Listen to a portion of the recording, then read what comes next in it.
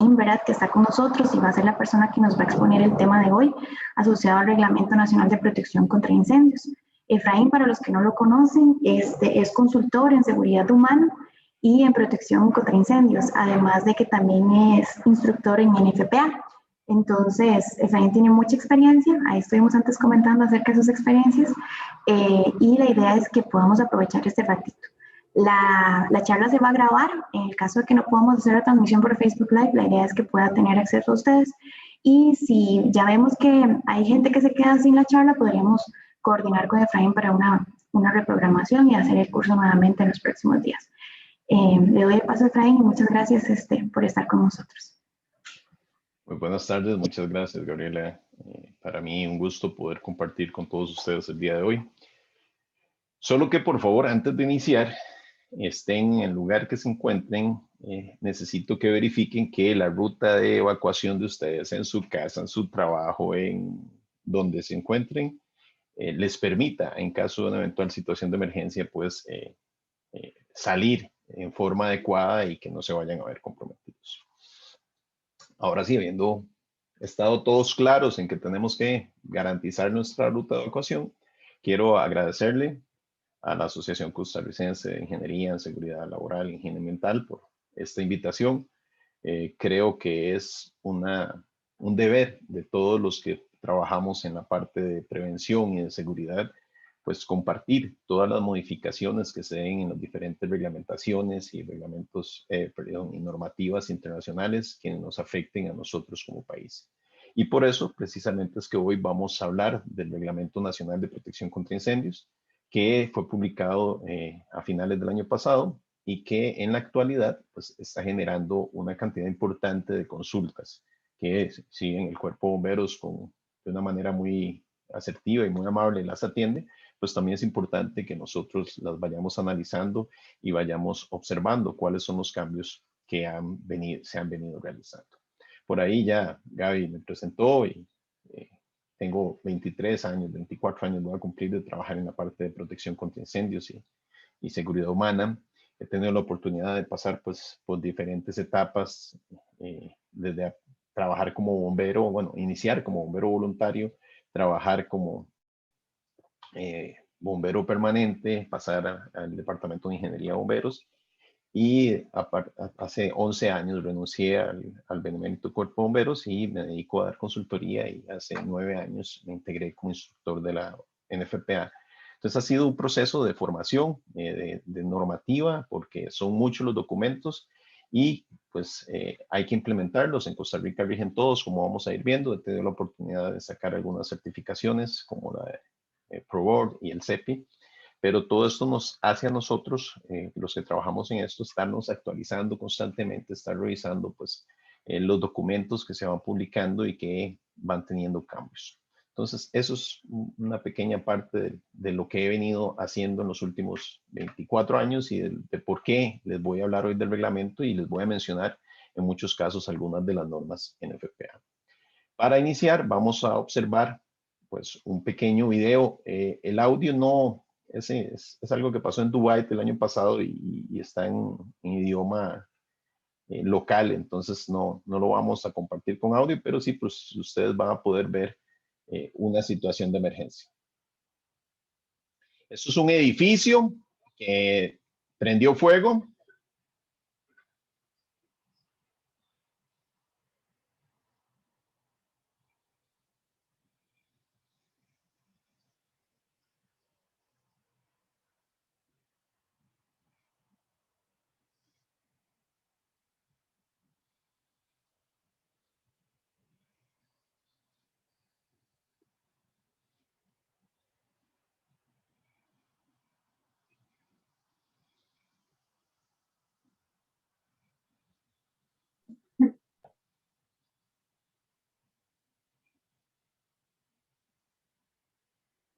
Ok, al final estamos viendo un edificio de muchos niveles con una carga importante de fuego y que gracias a Dios no tuvo pues afectación a los ocupantes y fue solo daños materiales.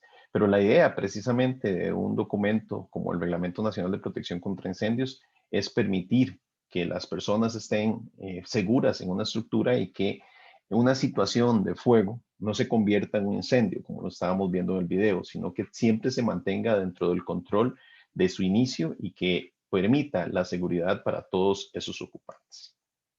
Ya hablando propiamente de lo que es el marco legal y por qué estamos hablando hoy del Reglamento Nacional de Protección contra Incendios, Costa Rica tiene legislación desde el año 2002, se publicó la primera ley de bomberos y esa ley tiene, como toda ley, un reglamento y en el artículo 66 del reglamento de la ley del Cuerpo de Bomberos, tanto en el del 2002 como en el último publicado en el año 2013, se indica que en Costa Rica rige toda la normativa en FPA, pero también todo lo que no se considere que debe de aplicarse en el país va a estar regulado por un documento que antes le llamábamos el Manual de Disposiciones Técnicas del Cuerpo de Bomberos de Costa Rica.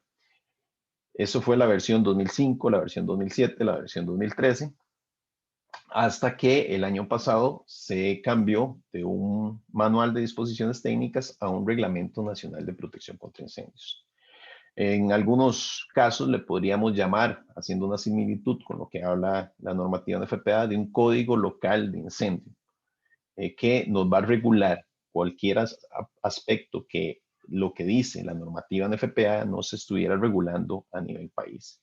Y esa, como les mencionaba, es la versión que está vigente en este momento y que nos vamos a analizar hoy con algunos cambios importantes que se dieron con respecto a los documentos anteriores y que Bomberos pues tiene toda la potestad de hacer esos cambios y de buscar. Algunos me han dicho en algunos proyectos, es que Bomberos molesta mucho, dicen algunos. Pero bueno, yo creo que el precio de una persona es intangible, ¿verdad? Y siempre es importante que todas las inversiones que se hagan en un proyecto pues sean acordes con el salvar la vida de sus ocupantes. Entonces, por eso es que estamos hablando de este documento que se publicó, que es el reglamento, y que está organizado de manera que podamos tener claro todos los alcances de esto. Entonces, este reglamento tiene unos considerandos importantes en su constitución y lo que me dice es que el Cuerpo de Bomberos de Costa Rica, pues debido a que hay un marco regulatorio y que hay ciertas condiciones que tiene que acatarse en el país, determina pues derogar el manual anterior y publicar este documento. Para eso también se indica precisamente en el apartado 2 que se asume toda la normativa de la Asociación Nacional de Protección contra Incendios y que cualquier discrepancia que se pueda tener va a ser lo que rija en la normativa internacional, excepto lo que esté indicado expresamente en este reglamento, que vamos a ver ahora precisamente cuáles son esas condiciones. También hay que ser claros en que hay algunos otros documentos que hablan de normativa en FPA, pero este es el que más la va a mencionar y el que más nos va a dar una condición de cómo implementar. Algo importante es que la normativa en FPA que se tenga que analizar en Costa Rica por un tema legal siempre va a ser la última publicación en español. Los que no tienen acceso o no tienen las normas pueden ingresar a www.nfpa.org y en esa página podrán navegar y observar todas las normas publicadas tanto en español como en inglés. Y si a discreción del profesional determina que va a utilizar la versión más reciente, aunque no esté en español, no habría ningún problema. Pero para efectos de ordenanza país, siempre va a regir la última norma publicada en español. Tenemos que estar claros que cuando hablamos de normativa en FPA, hablamos de 4 diferentes documentos que tiene la organización. Lo primero son los códigos, como el Código de Seguridad Humana o NFPA 101 o el Código de Fuego, NFPA 1 o algunos otros códigos que hay. Después vienen las normas, que son documentos donde me va a decir cómo hacer lo que piden los códigos, por decirles algo. Si NFPA 101 me dice que el edificio debe tener un sistema de rociadores, me va a decir que ese sistema de rociadores tiene que ser de acuerdo a la NFPA 13. Entonces, la NFPA 13 me va a decir cómo instalar un sistema de rociadores, cómo se van a separar los rociadores, qué tipo de rociadores hay y todo el detalle. Entonces, ese es el segundo documento, que es una norma. El tercer documento es una guía una guía, y el cuarto documento son las prácticas. Entonces, ese es el orden de los documentos de NFPA, y siempre es importante que cuando accesamos estos documentos, iniciemos leyendo el apartado 1.1, que es donde viene el alcance de cualquier documento NFPA. Y ahí podemos determinar si el documento que seleccionamos es el documento que vamos a poder aplicar para el proyecto específico. Entonces, así es como debemos de ir integrando. En caso de alguna duda, que ustedes tengan alguna duda de criterio de la normativa en FPA, el mismo cuerpo de bomberos en muchas ocasiones uno llama y hace la consulta de cómo se interpreta alguno de los puntos o del mismo reglamento, lógicamente, y ellos pues te pueden orientar de cómo hacer esta aplicación, ¿verdad? La normativa, si uno lo ve en el idioma inglés, se habla del estándar, ¿verdad? Lo que busca precisamente es estandarizar criterios, de manera que todas las personas que estamos reunidas hoy acá, las 87 personas que estamos en este momento en la sesión de trabajo, podamos tener un único criterio. Es decir, si la distancia del recorrido común en un edificio de estacionamientos es de 15 metros, ninguno de nosotros, 87, debería tener la duda de que son 15 metros. Entonces, eso es lo que buscamos al estandarizar la normativa. Solamente les pido, por favor, si alguien tiene el micrófono abierto, que lo ponga en silencio, y más adelante vamos a tener el espacio de preguntas. Gracias. Entonces, esa es la manera de que la normativa va a funcionar. También les voy a ser muy sincero, si tienen alguna duda con la versión en español, pues lo primero que van a decir todas las normas en español es que NFPA no se hace responsable por las traducciones. Entonces, si hay alguna discrepancia con la norma en inglés, siempre va a ser prevalecer la norma en inglés. Entonces, ahí el capítulo 2 nos habla precisamente de las condiciones de por qué implementar esa normativa en el país y cuáles son las condiciones. Ya en la sección 3 me va a hablar de lo que es la obligatoriedad de la implementación de este código, y es que cualquier proceso constructivo que se realice en el país, desde una obra que se haga nueva, lógicamente, hasta remodelaciones o cambios de ocupación o cambios de uso, van a requerir que estos documentos, estos planos y este proceso de diseño o rediseño de una estructura se incluya en la APC, y cuando usted ingresa a la APC va a bajar al cuerpo de bomberos dentro de las instituciones que van a ver el cumplimiento normativo, va a estar el cuerpo de bomberos, y ahí pues ellos van a considerar todos los temas que vamos a ir nosotros analizando por acá en cuanto a medios de egreso, supresión y otras condiciones. Entonces, en el capítulo 3 nos habla precisamente de lo que son, de lo que es la obligatoriedad y de cómo funcionan también para lo que son edificios existentes, cuando se readecuan, cuando se reparan, cuando se renuevan o cuando se modifican en cualquiera de los casos. El otro apartado importante que me habla el capítulo 3 es de el plan básico de incendios. Y eso vamos a ver ahora un poco más a detalle, pero la recomendación que da este documento es que cada instalación existente pueda desarrollar un plan básico que le permita tener como una radiografía. En algunos casos le llamarían una evaluación de riesgo. A nivel de NFPA se llamaría un estudio de seguridad humana, donde yo pueda determinar las condiciones de mis medios de egreso, de mis sistemas de supresión, de mis sistemas de detección, de cualquier otro riesgo que sea gases, líquidos inflamables, de la parte eléctrica, del plan de emergencias, todos los aspectos que tengan que ver con el tema de la seguridad humana. Entonces, es también parte de lo que me habla ese capítulo 3, que es bastante claro en cuanto a la implementación de este reglamento. Después vienen todas las definiciones. Si tienen dudas ustedes de alguno de los conceptos que venga en el manual, perdón, el reglamento nacional de protección contra incendios, pueden ir al capítulo 4 Y en el capítulo 4 va a encontrar pues una cantidad considerable de definiciones que nos van a permitir aclarar conceptos de este tipo. Por ejemplo, ¿qué es un edificio de gran altura? Que vamos a observar más adelante. Entonces, siempre pues por ahí tienen un apoyo importante en cuanto a las definiciones que podamos tener. Después viene el capítulo 5 que me habla de todo lo que es la obligatoriedad,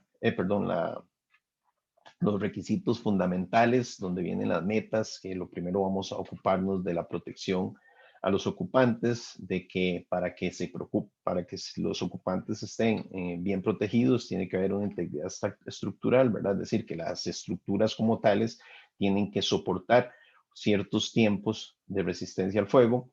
Además de eso, que deben de haber sistemas de protección contra incendios y que estos sistemas tienen que ser efectivos. ¿Qué significa eso? Que el sistema tiene que estar bien diseñado, tiene que estar bien instalado, tiene que estar bien aceptado, que es algo que a nivel regional no es una costumbre que se realice tan frecuentemente. Y es que cada una de las normas tiene apartados o capítulos que me indican cómo debe ser la aceptación de cada uno de estos procesos. Me pareció entenderles que no están viendo bien o no se ve bien la definición de lo que se está proyectando. Se corrió un poquito, pero ya se acomodó otra vez. Ok. Ya se ve bien. Ok, gracias, Gabriel. Entonces, cada una de las normas que nosotros utilicemos va a traer precisamente un tema de un capítulo de pruebas de aceptación para que estos sistemas precisamente puedan funcionar adecuadamente. Y a eso nosotros normalmente le llamamos el ciclo de vida de los sistemas de protección contra incendios. Es decir, tiene que haber un concepto inicial donde el propietario nos va a decir a nosotros cuáles son los requerimientos o cuáles son los conceptos que él tiene, porque los requerimientos él no los va a conocer, pero va a decir qué es lo que quiero diseñar. ¿Okay? Un edificio de oficinas, un edificio de apartamentos, un centro comercial, todo lo que el dueño de la estructura vaya a querer realizar, y con esos conceptos nosotros los consultores vamos a definir precisamente estos requisitos fundamentales y cuáles son los capítulos del Reglamento Nacional de Protección contra Incendios o la normativa NFPA que podría estar aplicando según sea el caso. Después viene un capítulo 6 que me habla de todas las ocupaciones y sus contenidos. ¿Qué son las ocupaciones y los contenidos? Bueno, si yo le hablo a ustedes de una ocupación de negocios, muy probablemente muchos me van a decir, ok, sí, una ocupación de negocios es toda aquella donde haya locales comerciales. Pues resulta que no. A nivel de normativa y de reglamento, una ocupación de negocios es una ocupación de oficinas.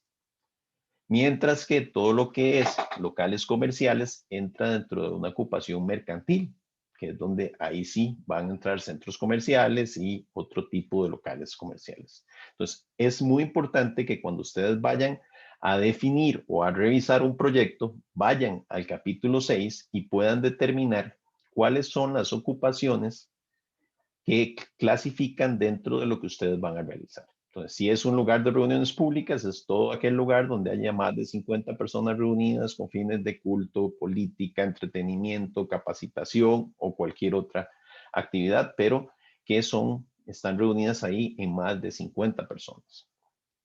Si hablamos de negocios, les decía que son todas las oficinas. Si hablamos de mercantil, son los comercios.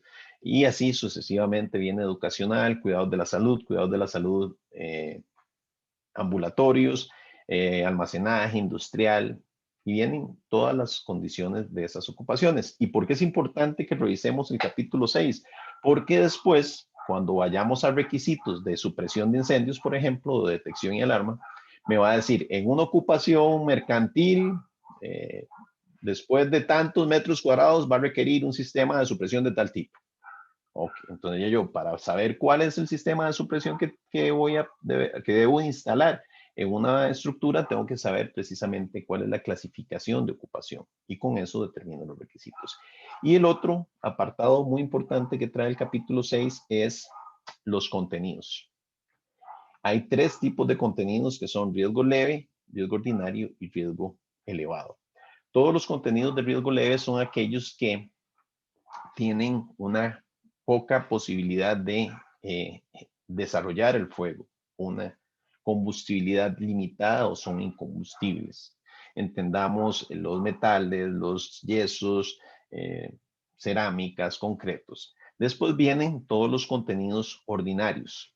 Esos contenidos son los que representan o tienen la capacidad de generar mucho humo y que se desarrolle un fuego.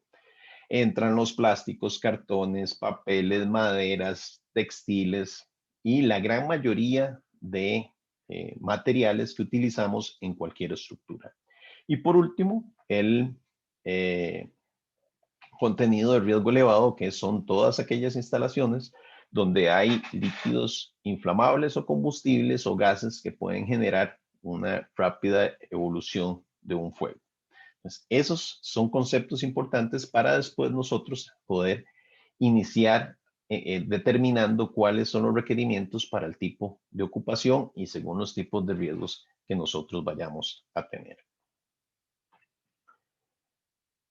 El capítulo 7 es un capítulo de todo relativo a todo lo que son medios de egreso y aquí les quiero pues hacer una pequeña acotación y es que los capítulos 6 y 7 son prácticamente una copia de lo que son los capítulos 6 y 7 de la NFPA 101. Lógicamente, el Cuerpo de Bomberos de Costa Rica tiene la autorización de la NFPA para hacer una transcripción de estos documentos, porque en este caso no se está haciendo con un fin lucrativo, sino se está haciendo con un fin de seguridad humana y por eso las autoridades competentes locales de los países pueden utilizar esta normativa como normativa de referencia, incluso hacer esa transcripción. Y acá también quiero pues hacer una pequeña aclaración. Cuando les hablo de una autoridad competente, hablo de una organización o un profesional que dé regulaciones para la garantía de la seguridad humana de las personas que vayan a ocupar una estructura o de la protección contra incendios como tal. Entonces yo podría tener diferentes autoridades competentes. Aquí siempre vamos a ir de primero al cuerpo de bomberos, que es el que regula todo lo que son las construcciones basado en normativa en FPA, pero también podríamos hablar de empresas transnacionales como las corporaciones industriales, las corporaciones hoteleras, Intel, Procter & Gamble, Bridgestone, cadenas de hoteles como Marriott, como Crown Plaza, como cualquiera de estas, podrían perfectamente ser nuestra autoridad competente. ¿Qué pasa cuando yo tengo dos autoridades competentes, una local y una internacional? O puede haber una tercera autoridad competente que son las empresas aseguradoras. ¿A quién le hago caso de todos los que están acá? Pues le voy a hacer caso siempre al que sea más estricto. Eso quiere decir que si una instalación dice que no requiere rociadores por la legislación nacional, pero el corporativo o la empresa de seguros me dice que le tengo que poner rociadores, si Bomberos toma ese plano, no les va a decir tienen que quitar los rociadores, ¿no? Está sobrepasando los requerimientos que da la normativa nacional por una normativa más exigente. Entonces, ahí pues es importante que tengamos claro ese tema. Ahora sí, cuando les hablo de los medios de egreso, en el capítulo 7 vienen todos los conceptos que debemos de tener claros para los medios de egreso. Recordemos que un medio de egreso tiene tres partes, que es el acceso a la salida y la descarga de la salida.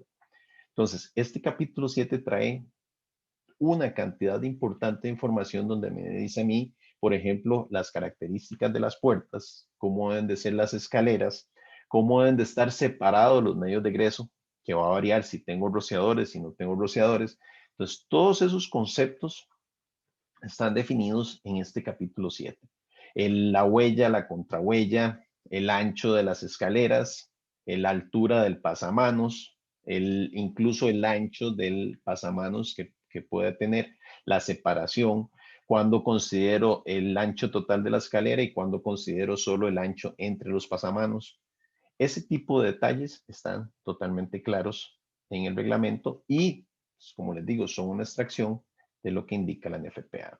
Si tienen que haber áreas de refugio, las de sillas de ruedas que llamamos en los proyectos, ¿verdad? Entonces, cada cuánto se deben de tener, cómo funcionan, qué características deben de tener, las resistencias también de los ductos de escaleras y todas estas condiciones. Si puedo usar trompos en muchos proyectos, actualmente se usan los famosos trompos o controladores electrónicos para el acceso o egreso, y si los puedo utilizar, en qué condiciones los puedo utilizar, si me afectan o no la evacuación. Todo eso está definido en lo que son los medios de ingreso.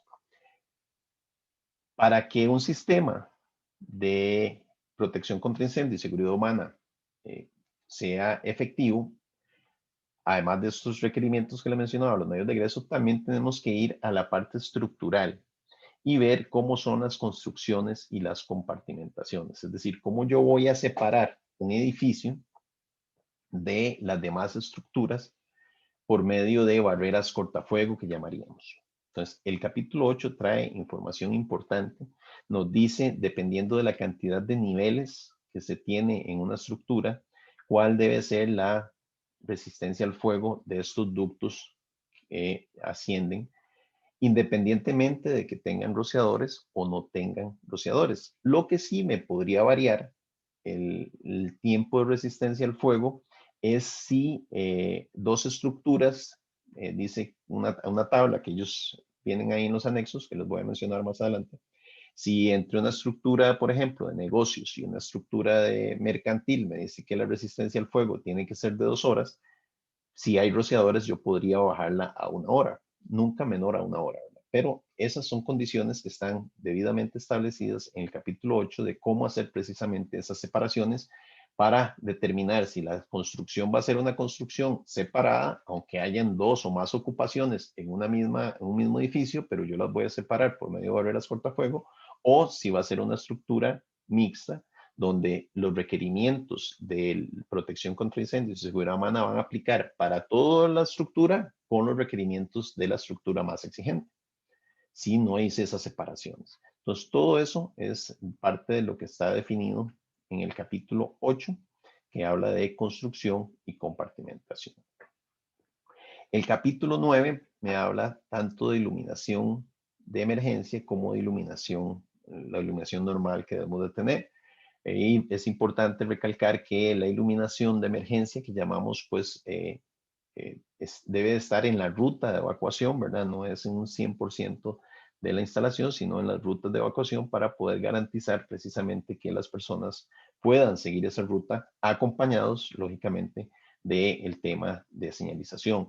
Ahí viene indicado cuáles son los luxes, cuál es el tiempo de duración de esa iluminación, cómo deben de ser las pruebas que se tienen que realizar a los sistemas de iluminación. Eso sí, no le va a decir a usted nunca si tiene que usar balastros de emergencia o si tiene que usar lámparas de conejo, que llamaríamos, sino que debe de cumplir con una intensidad lumínica. Tampoco les va a decir que tienen que espaciar las lámparas a cada tantos metros. Lo que va a decir es cómo deben de garantizar ustedes la intensidad lumínica en ciertos puntos de la ruta de evacuación, y con eso ustedes pueden seleccionar los equipos adecuados. Y para los que han participado en diseño de sistemas de iluminación, recuerden que hay un plano de trabajo y con ese plano es que los profesionales se designan o determinan, perdón, cuáles son las intensidades o la cantidad de lámparas y los tipos de equipos que van a utilizar, sabiendo que toda esta iluminación pues tiene que tener requerimientos específicos. El capítulo siguiente me habla de todo lo que es la señalización, cómo deben de estar los rótulos. No puedo tener rótulos a más de 30 metros de ningún punto. Y aquí pues yo puedo, dentro de la participación que podamos tener un equipo de diseño de un edificio o dentro de un rol como el de salud ocupacional, como mantenimiento, como proyectos en cualquier edificio, tenemos que apegarnos a lo que dicen precisamente estos. Pues podría ser que yo coloque menos rótulos pero más grandes, o podría ser que yo coloque más rótulos pero más pequeños. Todo está en función de las distancias del recorrido que se quieran implementar. Hablamos de rótulos de contexto, hablamos de rótulos con con pictogramas, que es la figurita de la persona caminando y la flecha indicando cuál es la ruta de evacuación. ¿Se puede tener señalización en más de un idioma? Sí, por supuesto que se puede tener señalización en más de un idioma, pero eso no significa que entonces, si yo tenía un rótulo de X por Y, voy a poner la mitad del rótulo en español y la mitad del rótulo en inglés. No. En el momento que yo hago eso, primero estoy incumpliendo con los requerimientos de tamaño de los rótulos, porque el rótulo como tal sí tiene el tamaño, pero las letras no. Entonces, si yo quiero colocar ese tipo de rotulación en dos idiomas, tengo que colocar dos rótulos del mismo tamaño con esas características. Normalmente lo que optan muchas de las empresas es por disminuir los rótulos con texto y utilizar más rótulos con pictogramas que permitan identificar independientemente del idioma cuál es mi ruta de evacuación. Tiene que estar también señalizadas las puertas de salida, tienen que estar señalizadas las puertas de salida de emergencia, que son dos conceptos diferentes, ¿verdad? Tienen que estar rotuladas los lugares donde no se debe de acceder, es decir, que no es una salida y que podría prestarse a la confusión de las personas en un momento de evacuación. Y además tienen que rotularse todas las escaleras que indiquen desde qué nivel hasta qué nivel va la escalera, qué ubicación tienes en la escalera norte, en la escalera sur, y en dónde se hace la evacuación, en qué nivel se hace la evacuación. Entonces, por decirles algo, un edificio como el Instituto Nacional de Seguros, que tiene sótano hasta nivel 15, la escalera debería ser si es la escalera este o si es la escalera oeste. Va de nivel de sótano 1 hasta azotea y descarga en planta baja. Entonces, con esa información, si yo quiero saber a dónde tengo que descargar, voy a llegar y con solo ver el rótulo, inmediatamente yo puedo observar. Y lo otro es que tiene que tener en cada nivel el número de nivel donde usted se encuentra. Además, si vamos a descender más allá, si la escalera llega hasta más allá del nivel de descarga, a partir del nivel de descarga tiene que haber un bloqueo que impida que las personas que vienen bajando vayan a seguir bajando hasta un sótano si la salida es en planta baja. Entonces ahí se usa, algunos le llaman, ponen una talanquera, otros ponen un portoncillo, otros ponen una cadena, pero siempre tiene que haber una obstrucción y es la única obstrucción permitida en una escalera, cuando usted tiene que indicarle a las personas que no puede seguir descendiendo. Entonces, todo ese tipo de detalles están bien identificados en el capítulo de señalización.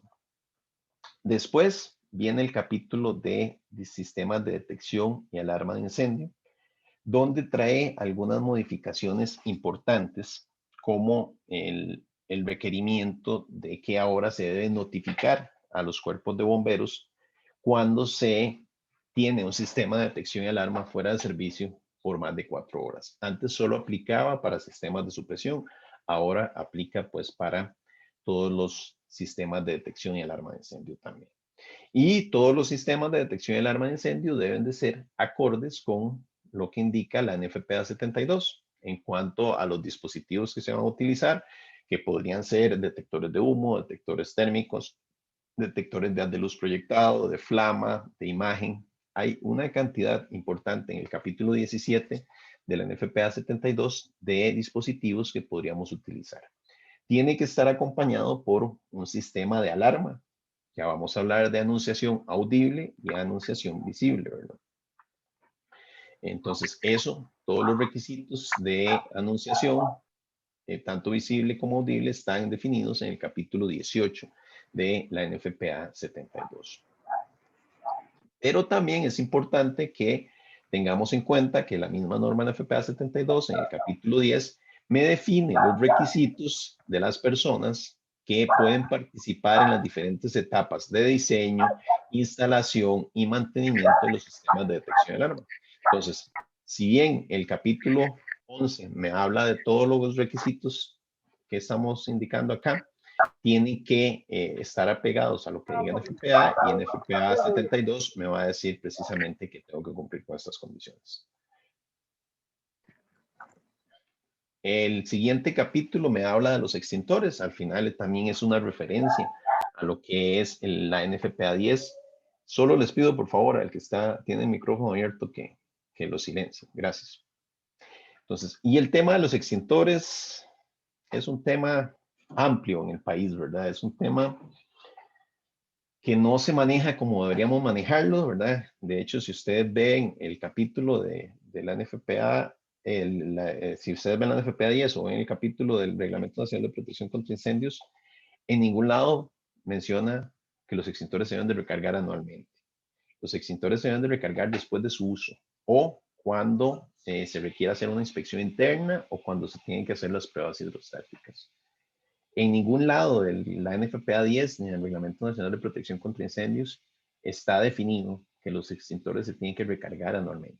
Y eso se los dejo ahí de tarea y que lo revisen porque sé que hay muchas empresas que venden este servicio que dicen la NFPA 10 dice que se tiene que hacer la recarga anual. Eso podemos hablar aquí otra tarde completa si quieren de extintores y vamos a estar claros que no está definido en ningún lugar que eso tiene que ser anualmente. Lo que sí tiene que ser anualmente es una revisión externa del extintor y dependiendo del tipo de extintor, cada 5, cada 10 años va a haber una revisión interna. La revisión externa es anual y la revisión interna va a ser para ver la constitución, para ver si hay alguna grieta, para ver si hay alguna condición. En la revisión externa, ¿qué van a revisar? Manómetros, boquillas, zorrines, el peso del dispositivo, es decir, todas estas condiciones, pero no está definido en ningún lugar. Así es que por ahí pues se los dejo de tarea para que revisen la NFPA 10 y con todo gusto si quieren me escriben también un correo y yo les mando los artículos normativos donde les hace referencia a todo lo que les estoy comentando. Y por supuesto la distribución de los extintores, ¿verdad? Cada cuánto se debe tener un extintor, si es para un fuego clase A, si es para un fuego clase B, si es para un fuego clase C, D o K, ¿verdad? En todos los casos viene totalmente claro cuáles son las condiciones en que se tienen que distribuir estos extintores.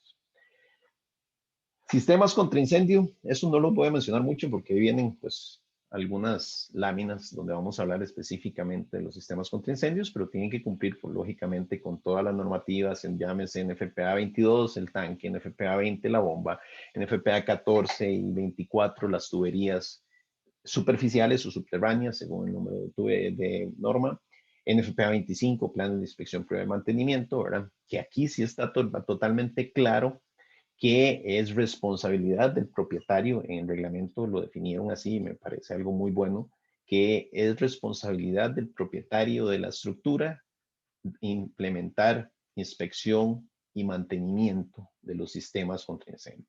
En resumen, lo que está diciendo ahí es que se debe implementar un plan de IPM, inspección, prueba y mantenimiento, que permita garantizar la efectividad. Qué buena pregunta esa de las pruebas hidrostáticas.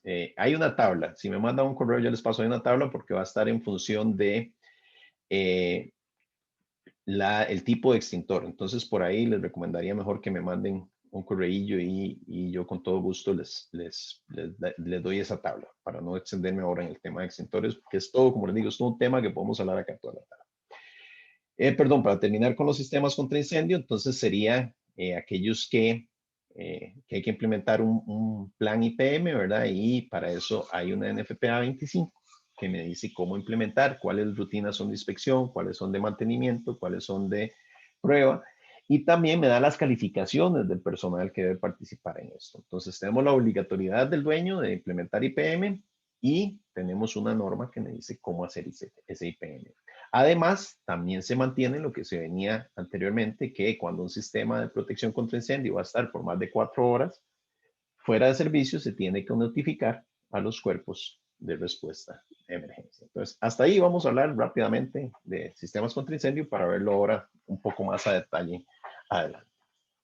Los hidrantes también los vamos a ver más adelante, pero hay una norma en NFPA 91 que me habla de los hidrantes y hay un capítulo en la NFPA 24 que también me va a hablar de los tipos de hidrantes que vamos a utilizar. Eso sí, todos los hidrantes tienen que ser listados para el uso, ya sea en una red pública o una red privada. Y acá, además de eso, en Costa Rica, desde el año 2008, hay una ley de hidrantes que nos dice, en el caso de las redes públicas, cada cuánto deben de estar los hidrantes y otros detalles. Pero como les digo, eso también lo vamos a ver a detalle con los sistemas contra incendio.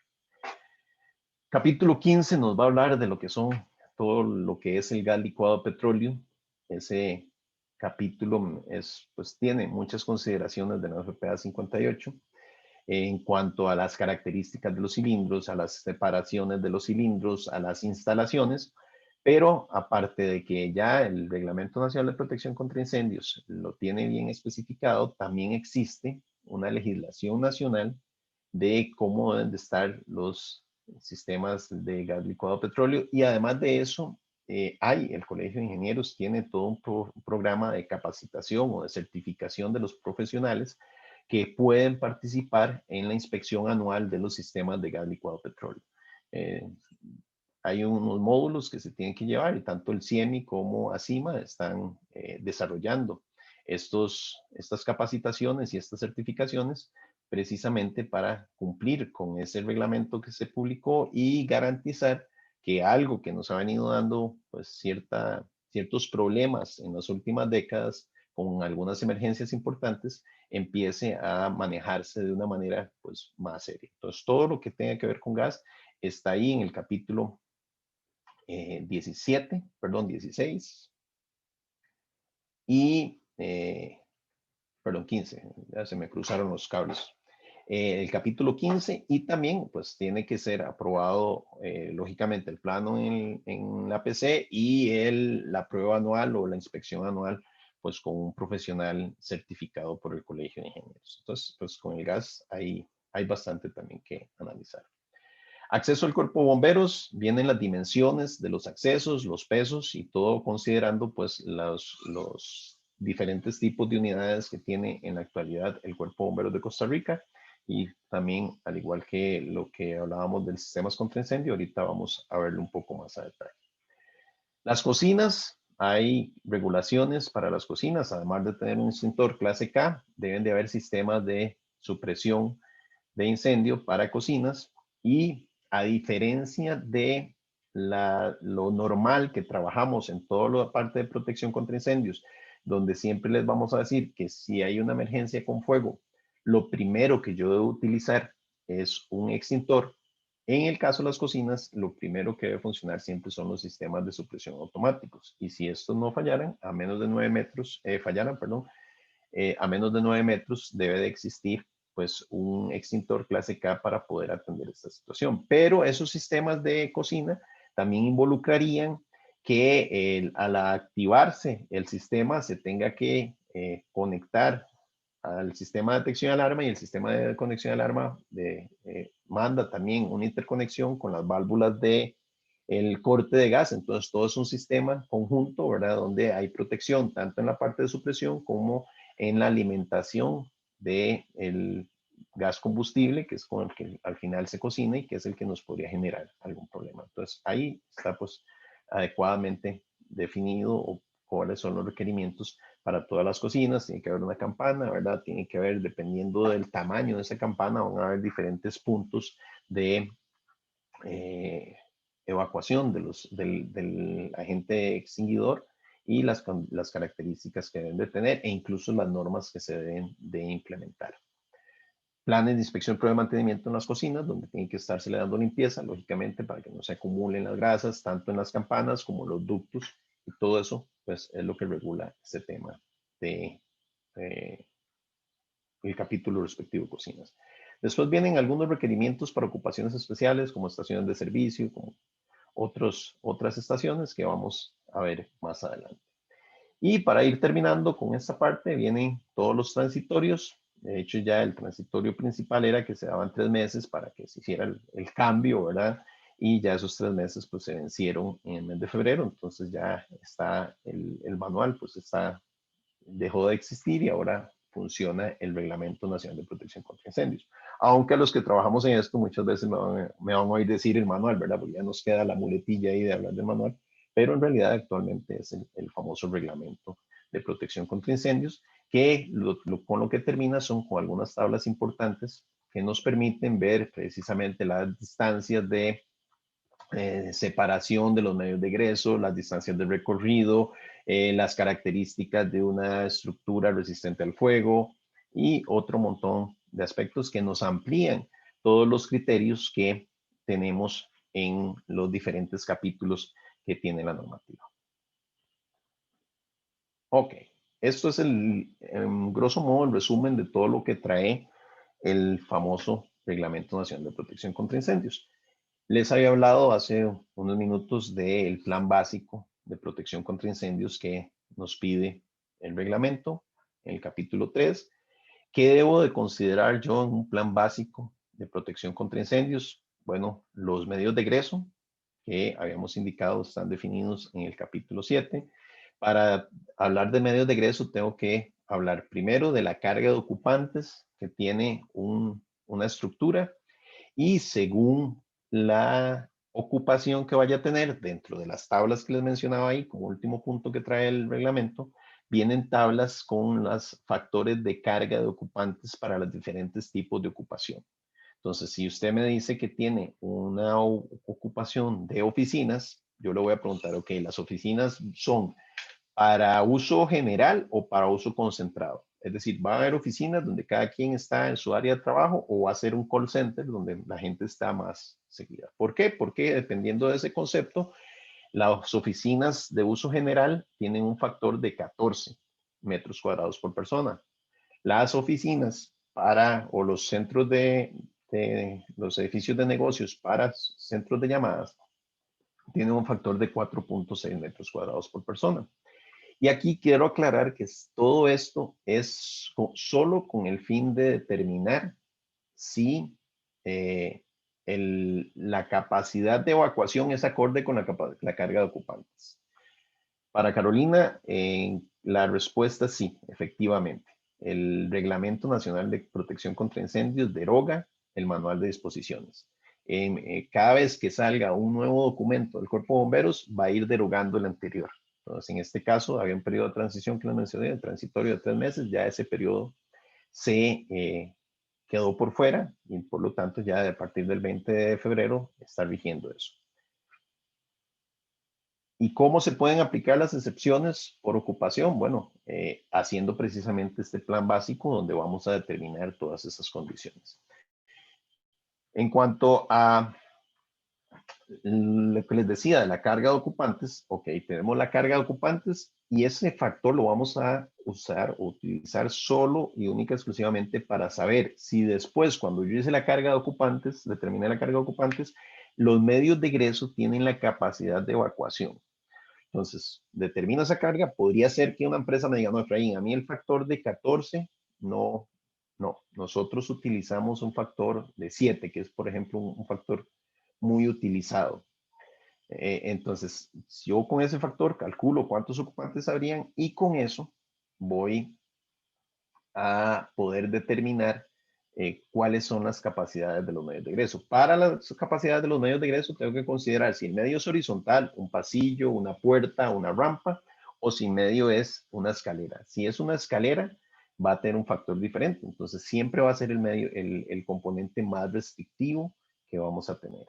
Además de eso, vamos a analizar, ya vimos la carga de ocupantes, vimos la capacidad de medios de egreso, partimos del hecho de que siempre deben de haber como mínimo 2 medios de egreso y ahí entramos en excepciones. ¿Cuándo podría tener un solo medio de egreso? Cuando tengo un recorrido común total hasta la puerta del medio de egreso. Y aquí déjenme hacer un pequeño dibujo para aclarar el famoso tema de los recorridos comunes y totales.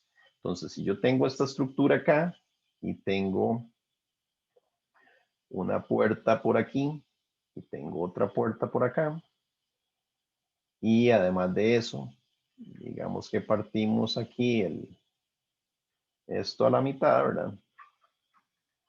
Con un corredor, y yo me encuentro en un punto por aquí. Vamos a poner una puerta más. Digamos que la puerta es aquí. Entonces, mi recorrido común sería desde donde yo esté, en el caso más lejano, hasta donde yo llegue a tener 2 opciones de salida. Entonces acá Tendría que considerar todo este recorrido común y el recorrido total sería ahora sí hasta mi medio de egreso, sea cual sea. Entonces, eso también lo tengo que evaluar en el análisis de los medios de egreso que vaya a realizar. El recorrido común, que en algunos casos puede aumentar si hay rociadores automáticos, y el recorrido total, que también en la mayoría de los casos aumenta si tengo rociadores automáticos. Entonces, por ahí es todo lo que voy a considerar de los medios de egreso. Además, voy a considerar las características de las puertas, las características de las escaleras, la iluminación de emergencia, la señalización de emergencia, si la puerta debe abrir hacia adentro o hacia afuera, si tiene autocerrante, si tiene barro antipánico y todo lo demás que está indicado. Entonces, todo ese análisis del plan básico tiene que realizarse empezando por el medio de egreso.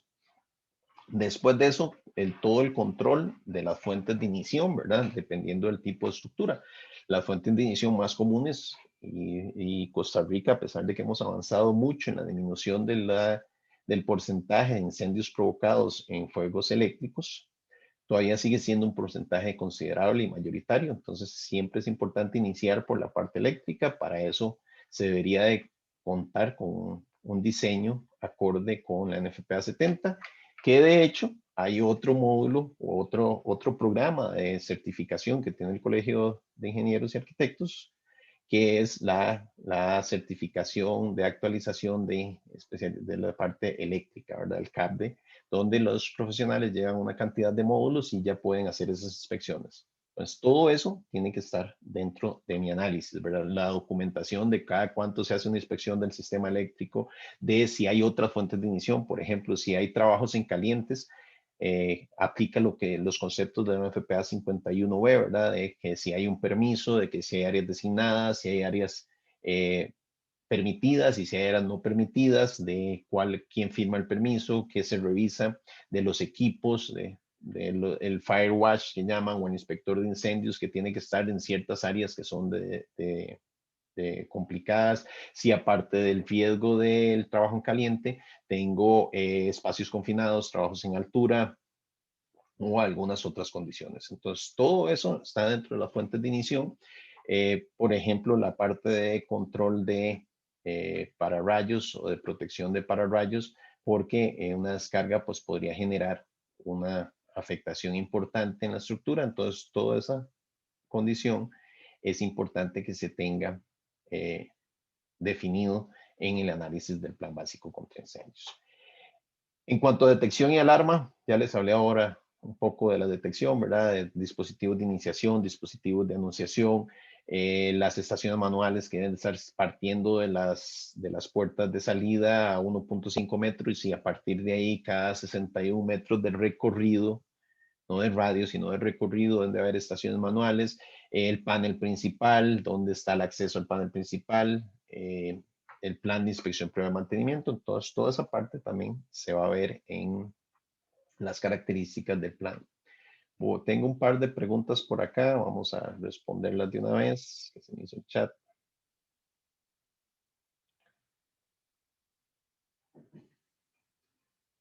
Se me perdió el chat, ahorita lo encuentro y entonces les respondo. Además de todas las características precisamente de construcción, compartimentación y barreras. Es decir, si una barrera, si yo tengo una bodega de producto terminado o una bodega de materia prima, y después viene mi área industrial, y si yo voy a dividir esas áreas con una barrera cortafuegos, significa que está el muro, ya sea un muro de concreto o de un ensamble liviano, que puede ser un yeso certificado, ¿verdad? Que no es solo el yeso, sino la estructura metálica en la que va el yeso también es parte de un ensamble de resistencia al fuego. Y si voy a tocar esa puerta, entonces tengo que ir al capítulo 8 y ver cuál es el tiempo de resistencia según el tipo de ensamble y la puerta que debo colocar. Y no va a ser la primera puerta que me encuentre, sino que también tiene que ser una puerta con certificación de resistencia al fuego. Eso significa que el lomo de la puerta debe tener una etiqueta donde diga las características de la puerta, donde diga todos los detalles de esa certificación y que nos permita pues identificar las condiciones en que va a estar. Con toda esa información ya podemos determinar si se cumple con el tema de compartimentación de barreras de resistencia al fuego. Alguna gente me ha preguntado, Freddy, pero entonces el vidrio, por ejemplo, no es permitido porque el vidrio no tiene resistencia al fuego. Y entonces yo en un centro comercial, si quiero darle un aspecto estético y una parte arquitectónica bien agradable, no puedo utilizar vidrios. Sí, sí puedo utilizar vidrios. Solo que tengo que ir a la NFPA 13 y revisar el capítulo 9. En el capítulo 9 van a tener el 9.15 y el 9.3 algo, ya se me olvidó el otro. Son dos apartados donde me dice primero las características que deben de tener. Los vidrios, tienen que ser vidrios que sean completos de arriba a abajo, sin proyecciones horizontales. Y el que va a hacer el efecto de resistencia al fuego va a ser el rociador, que se van a espaciar a no más de 1.8 metros y va a estar a lo largo de todo el vidrio. Si hay carga combustible de ambos lados, a cada lado del vidrio tendría que haber una fila de rociadores o una cortina de rociadores. Pero sí hay opciones, sí hay maneras de no tener solo paredes sólidas, excepto donde algún capítulo específico de una norma me diga que eso no podría ser utilizado. Pero siempre puedo tener alternativas importantes para buscar que estas barreras cortafuego me den también aspectos de estética y que siempre y cuando cumplamos con todos los requisitos, pues podemos optar por condiciones alternativas para el diseño. Y pues por último, pero no menos importante, los sistemas de supresión contra incendios que vamos a tener y que nos van a dar pues condiciones de diseño, instalación, aceptación y mantenimiento. Vamos a ver, tengo un par de consultas por acá. El cálculo de la carga de ocupantes se considera el tema de hacinamiento o aforo máximo del local. Como les decía, si yo puedo utilizar factores diferentes a los de la tabla, sí, los puedo utilizar siempre y cuando garantice que la capacidad de evacuación de los medios de egreso es adecuada para ese factor que estoy utilizando. Entonces, si en oficina me decía que eran 14 y yo estoy usando 7 o 7.5, lo que voy a verificar es que si tenía 1.400 metros cuadrados y usaba el factor de 14, me iba a dar 100 personas. Pero si uso 7, me va a dar 200 personas. Entonces, lo que tengo que verificar es que los dos medios de egreso que yo vaya a tener me permitan evacuar a 200 personas. Esa es la característica que tiene el cálculo de carga de ocupantes, que me permita determinar si la cantidad de personas que yo voy a meter en un lugar pueden salir en caso de una situación de emergencias. Y gracias, Del, por la pregunta. La otra pregunta es de José Antonio Sáenz. ¿Quién debe hacer el plan básico y cuáles son los atestados y competencias del profesional que lo haga? Yo esperaría que así como hay un programa de certificación de la parte eléctrica, de la parte de gas, esperaría que en algún momento de los sistemas de protección contra incendios, pero también en algún momento pues se definan características o atestados de los profesionales que pueden realizar estos planes. De momento, no hay nada definido, nada más se dice que tiene que hacerse un plan y que se tiene que contemplar todas estas características. Tal vez ahí la recomendación sería que el profesional que ustedes vayan a contratar pues demuestre tener un conocimiento amplio del Reglamento Nacional de Protección contra Incendios y de la normativa, ¿verdad? Entonces, pues, de momento es lo que se les podría recomendar. No hay ninguna reglamentación a nivel país, ni ninguna certificación a nivel país que diga quiénes pueden hacer este proceso o no, para el compañero que nos lo estaba preguntando, para José Arnoldo. Y vamos a hacer pues el análisis específicamente de las condiciones. Perdón, aquí con Paulo Maña, saludos, me pregunta si el asegurador me pide una medida superior a lo establecido por una FPA, pero mis condiciones se ajustan a la FPA en sus condiciones explícitas, y tomando en cuenta que lo único validado normativamente como cumplimiento legal es lo señalado por NFPA, ¿puedo batir al asegurador y definirle que su criterio no es aplicable? Esto por una afirmación que escuché al inicio sobre la recomendación más rigurosa, tomando en cuenta un análisis de costo-beneficio y manejar responsablemente el riesgo. No le recomendaría, le voy a ser muy sincero, Pablo, no le recomendaría pelear con el asegurador, porque al final ellos te van a decir, ok, usted no quiere implementarlo de esa manera, yo se lo acepto, pero la prima va a aumentar. Porque el tema de los seguros, hay dos organizaciones a nivel mundial que han hecho mejorar significativamente la protección contra incendios. Una son los hoteles, las cadenas hoteleras, y la otra son las empresas aseguradoras. NFPA nace como resultado de una era incendiaria a finales de los 1800 en Estados Unidos.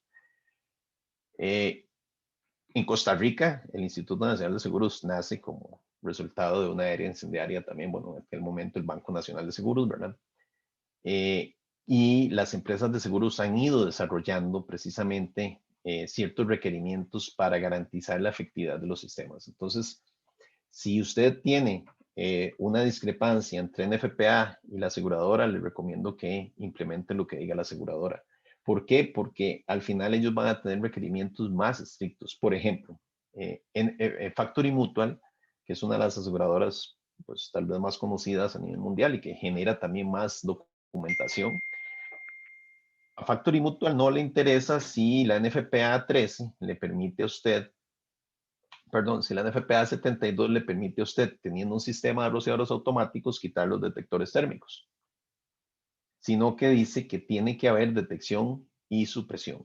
¿Por qué? Por un tema muy sencillo. Pero es que, Efraín, el rociador me detecta y me suprime el fuego. Sí, es totalmente cierto.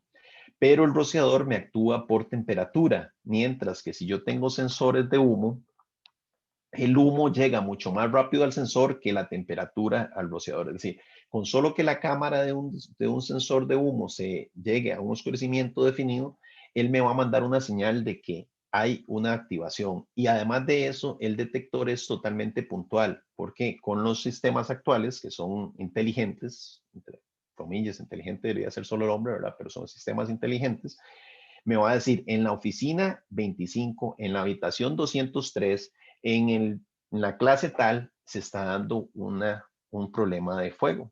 Mientras que el rociador me va a decir en la zona tal, en el nivel 5, hay fuego. ¿Qué es la ventaja del rociador? Que me va a decir que hay fuego, pero de una vez lo va a apagar. En cambio, el detector me va a decir que hay humo y que debo de considerarlo. Entonces, esa diferencia lo que hace es que si yo detecto mucho más temprano el humo, yo podría ir al lugar y con un extintor antes de que el rociador se active, pueda estar ya yo suprimiendo el fuego. Entonces, por ahí va la respuesta, Pablo. Me preguntan también que si el plan básico incorpora las atenciones del GAL-ECUADO. Sí, el plan básico tiene que incorporar todos los riesgos que usted tenga en las estructuras, Sergio. Para Mónica, dice cuáles son los principales cambios de este reglamento en comparación con el manual de disposiciones de 2013. ¿Es más o es menos exigente? Sí, es más exigente y es más detallado, tal vez. Nos deja más claro, como esto que ya vamos a empezar a ver, pues todo lo de las específicamente en qué lugares se requieren sistemas de rociadores. Antes era muy amplio el tema de rociadores, ahora es mucho más específico. Yo particularmente soy de los que considero que los rociadores son una de las medidas más efectivas, ¿verdad? Entonces, por ahí sí es más exigente este. Y vamos a ver que en la parte de supresión es mucho más puntual y tiene lo del plan básico que antes no lo tenía. Puede comentar acerca de la plataforma APC del CEFIA, quién ingresa a este plan. Ok, ahí la vez pasada hice el comentario para José Arnoldo. Todavía no está muy claro quién lo debería de ingresar, porque si usted me habla de quiénes son los profesionales que pueden diseñar los planes, pues no está del todo claro. Entonces, podría ser que sea un ingeniero electromecánico porque vio toda la parte de supresión y aparte de eso un ingeniero civil vio la parte de protección pasiva y un ingeniero eléctrico vio la parte de detección y alarma o la parte de cargas eléctricas. Entonces, todavía pues esa parte particularmente ya incluso la vez pasada que estuvimos hablando con gente de la PC, no, al menos no me dieron una respuesta explícita y no le he preguntado a bomberos por eso, pero qué dicha que hiciste la pregunta porque me lo voy a anotar aquí. Voy a dejármelo de tarea para ver si bomberos tiene claro algo de ese tipo. PC. Ok, entonces, pues con todo gusto, Pablo, Mónica y José Arnoldo. Entonces, en protección activa, este es un cambio importante. Aquí tenemos totalmente claro cuándo vamos a tener que usar rociadores. Personalmente, me encantó cuando vi esta sección porque ya nos quita muchas nebulosas que habían antes. Lo primero son los edificios de altura y para eso voy rápidamente a entrar en el concepto de edificio de altura. Un edificio de altura es todo aquel que desde el nivel donde ingresa el cuerpo de bomberos hasta el piso de último nivel habitable tiene más de 23 metros de altura. Entonces, en la gráfica que ustedes están viendo, que es del manual del asiento 1, si el camión de bomberos ingresa por el lado más bajo, entonces me aplicaría este concepto. Si esto es, no sé si han visto unos edificios que hay ahí en Barrial por la sede de la Universidad Nacional que se llama Bambú Ecurbano, creo que se llama. Esos edificios son similares a estos. El frente de los edificios es más alto que la parte trasera porque tiene una colindancia a la ladera, ¿verdad? Si fuera de esta manera, podría no clasificar como edificio de gran altura, ¿verdad? Entonces, este es el concepto. Me pasó un caso donde hasta aquí me daba menos de 23 metros, me daba como 21 metros, entonces no entraba dentro de la clasificación de edificio de altura, pero resulta que el propietario quiso que como era un edificio de apartamentos, se realizaran todas las amenidades arriba. De hecho, eso es lo más utilizado en los edificios, ahora que están tan de moda los edificios de apartamentos. Quería que llegara hasta la parte superior con las áreas de amenidades y eso me genera que entonces ya mi nueva altura va a ser, o mi nuevo piso va a ser este. Y entonces ya ahí teníamos 24 metros. Eso hizo que todo el edificio se convirtiera con rociadores automáticos y con otro montón de consideraciones. Pero al final el propietario lo que me dijo es, no me interesa si tengo que meter rociadores o no, yo quiero las azoteas con esto. Ok, no hay problema, nada más que se les indica pues esa consideración.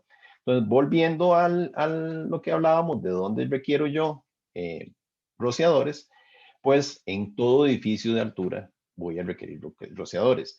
En toda ocupación de reunión pública con áreas mayores o iguales a 1500 metros cuadrados. Es decir, cualquier aforo de más de 50 personas que tenga más de 1500 metros cuadrados debe llevar un sistema de rociadores automáticos. Los locales comerciales que tengan más de, en su conjunto, ¿verdad? Más de 2500 metros cuadrados. Y las industrias de riesgo elevado y los almacenajes de riesgo elevado con áreas mayores a 1500 metros cuadrados. Volvamos al concepto de qué es un riesgo elevado. Y volvemos al capítulo 6 del reglamento. Riesgo elevado va a ser todo aquel que contenga líquidos inflamables, gases, partículas en suspensión o algún material que me pueda generar un riesgo más allá del normal. Entonces, si hablamos de Fanal, que hoy tuvo un incendio, ¿verdad? En horas de la mañana, Fanal pues tiene líquidos inflamables, tiene almacenajes importantes de líquidos inflamables, va a entrar dentro de lo que es una industria de riesgo elevado y un almacenaje de riesgo elevado. Si usted me dice que es losa sanitaria envuelta en cartón o grifería envuelta en cartón, pues eso me entra dentro de un riesgo ordinario y no está dentro de esta clasificación.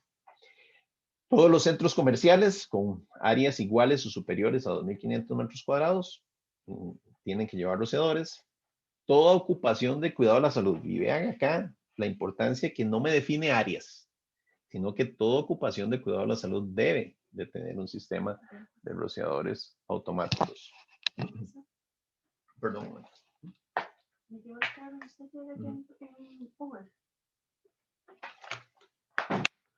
Vamos a ubicar porque yo lo hago. Y en cuidado a la salud, hay cuidado a la salud y cuidado para pacientes ambulatorios, ¿verdad? Entonces, eso está en las definiciones del capítulo 6. Todas aquellos hoteles o dormitorios con cantidades iguales o superiores a 16 habitaciones. Aquí tampoco me está hablando ni de niveles ni de área. Con solo que haya más de 16 habitaciones, llevan rociadores automáticos. Todo centro de salud, todo centro de acogida o asilo con áreas iguales o superiores a 500 metros cuadrados. Y por último, algunas otras ocupaciones específicas según se requiera en normas o reglamentos aplicables previamente establecidos. Es decir, cualquier norma NFPA o cualquier reglamento nacional que indique que una ocupación lleva rociadores automáticos, pues tendrá que tener esos rociadores automáticos. Disculpen que me devuelva acá. Hay una consideración y es, hablando de los cambios, que creo que fue Mónica la que me preguntó. Antes se hablaba, aparte de los rociadores automáticos, de protección, supresión manual.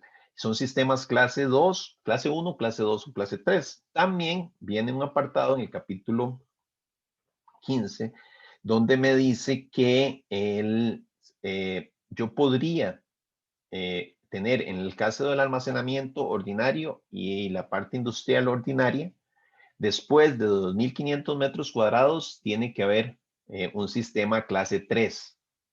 Aquí es el cambio que Mónica estaba preguntando.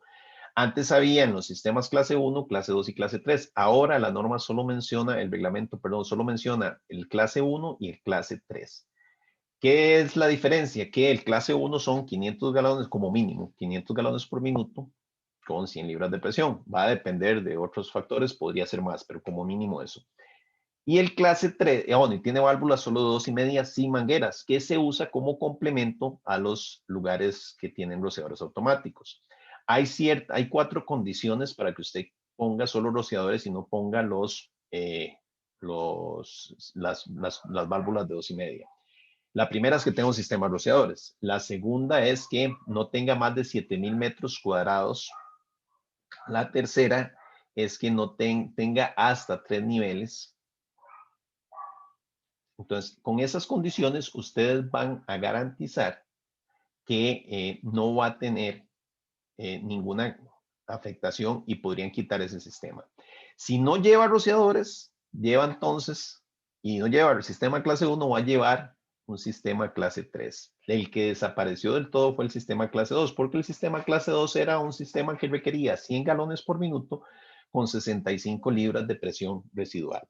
Y ese es el que ya no se está permitiendo, porque era una capacidad hidráulica muy baja para cualquier incendio de cualquier instalación. El sistema clase 3 lleva un sistema clase 1 y clase 2, quiere decir que lleva válvulas de 2,5, válvulas de 1,5, y el requerimiento hidráulico es el del clase 1, que son como mínimo 500 galones por minuto a 100 libras de presión residual. Antes de pasar a la parte de protección en lo que son todo lo que es protección pasiva, vamos a ver las consultas que tengo. Tengo varias consultas por acá. Sergio me dice, si bien es cierto, no hay una relación de profesionales como lo indica, el plan básico incorpora detalles del gal licuado de petróleo. Sí, correcto. Eléctricos, hidráulicos y otros, sí. El profesional de ingeniería en seguridad laboral e higiene tiene la competencia para hacerlo. Sergio, no me atrevo a decir ni que sí ni que no, porque independientemente del profesional, tendríamos que ver cuál es el perfil que tiene ese profesional en este momento, ¿verdad? Tendríamos que ver si tiene conocimiento de la 101, de la 58, de 72, de la 13. Habría que ver cuál es precisamente la formación que ha tenido eso. Nada más para complementarle, Sergio, cuando yo pasé de bomberos a ingeniería de bomberos, mi formación es ingeniería electromecánica. Y yo en bomberos iba como operativo, iba a todas las capacitaciones y pues cuando yo entro en ingeniería y empiezo a ir en FPA 10, en FPA 101, en FPA 72, como tras de eso me mandan con don Francisco Bermúdez, que era un señor pues con así espuela, ¿verdad? Y yo le digo a Francisco como a la media hora, deme un momento para agarrar una libreta y empezar. En ese entonces no había los teléfonos de ahora, ¿verdad? Entonces empecé a anotar por lo menos los números de las normas que me estaba diciendo y me fui en la noche a estudiar a mi casa a ver qué significaban esas normas, porque el tema normativo pues es muy amplio. Entonces no puedo darte, Sergio, una respuesta de que sí o que no, así un profesional en ingeniería en seguridad laboral tiene esa competencia.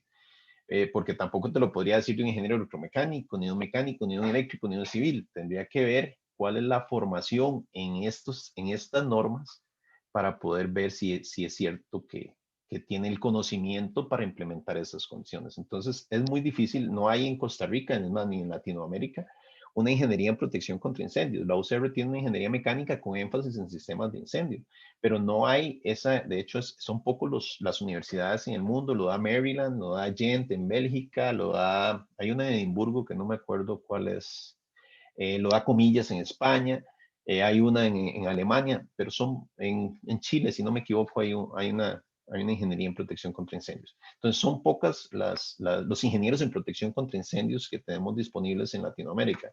Entonces, no me atrevo a darte una respuesta específica en eso. Habría que ver precisamente, como decís vos, las competencias que tiene el profesional. Mayra Zamora me pregunta si se está trabajando desde Asisla en el perfil profesional de ingeniería en seguridad laboral e incluir los temas de seguridad humana. Es una de las luchas que tenemos como gremio para poder hacer valer nuestro perfil en este campo. Bueno, me parece pues excelente que se esté definiendo eso.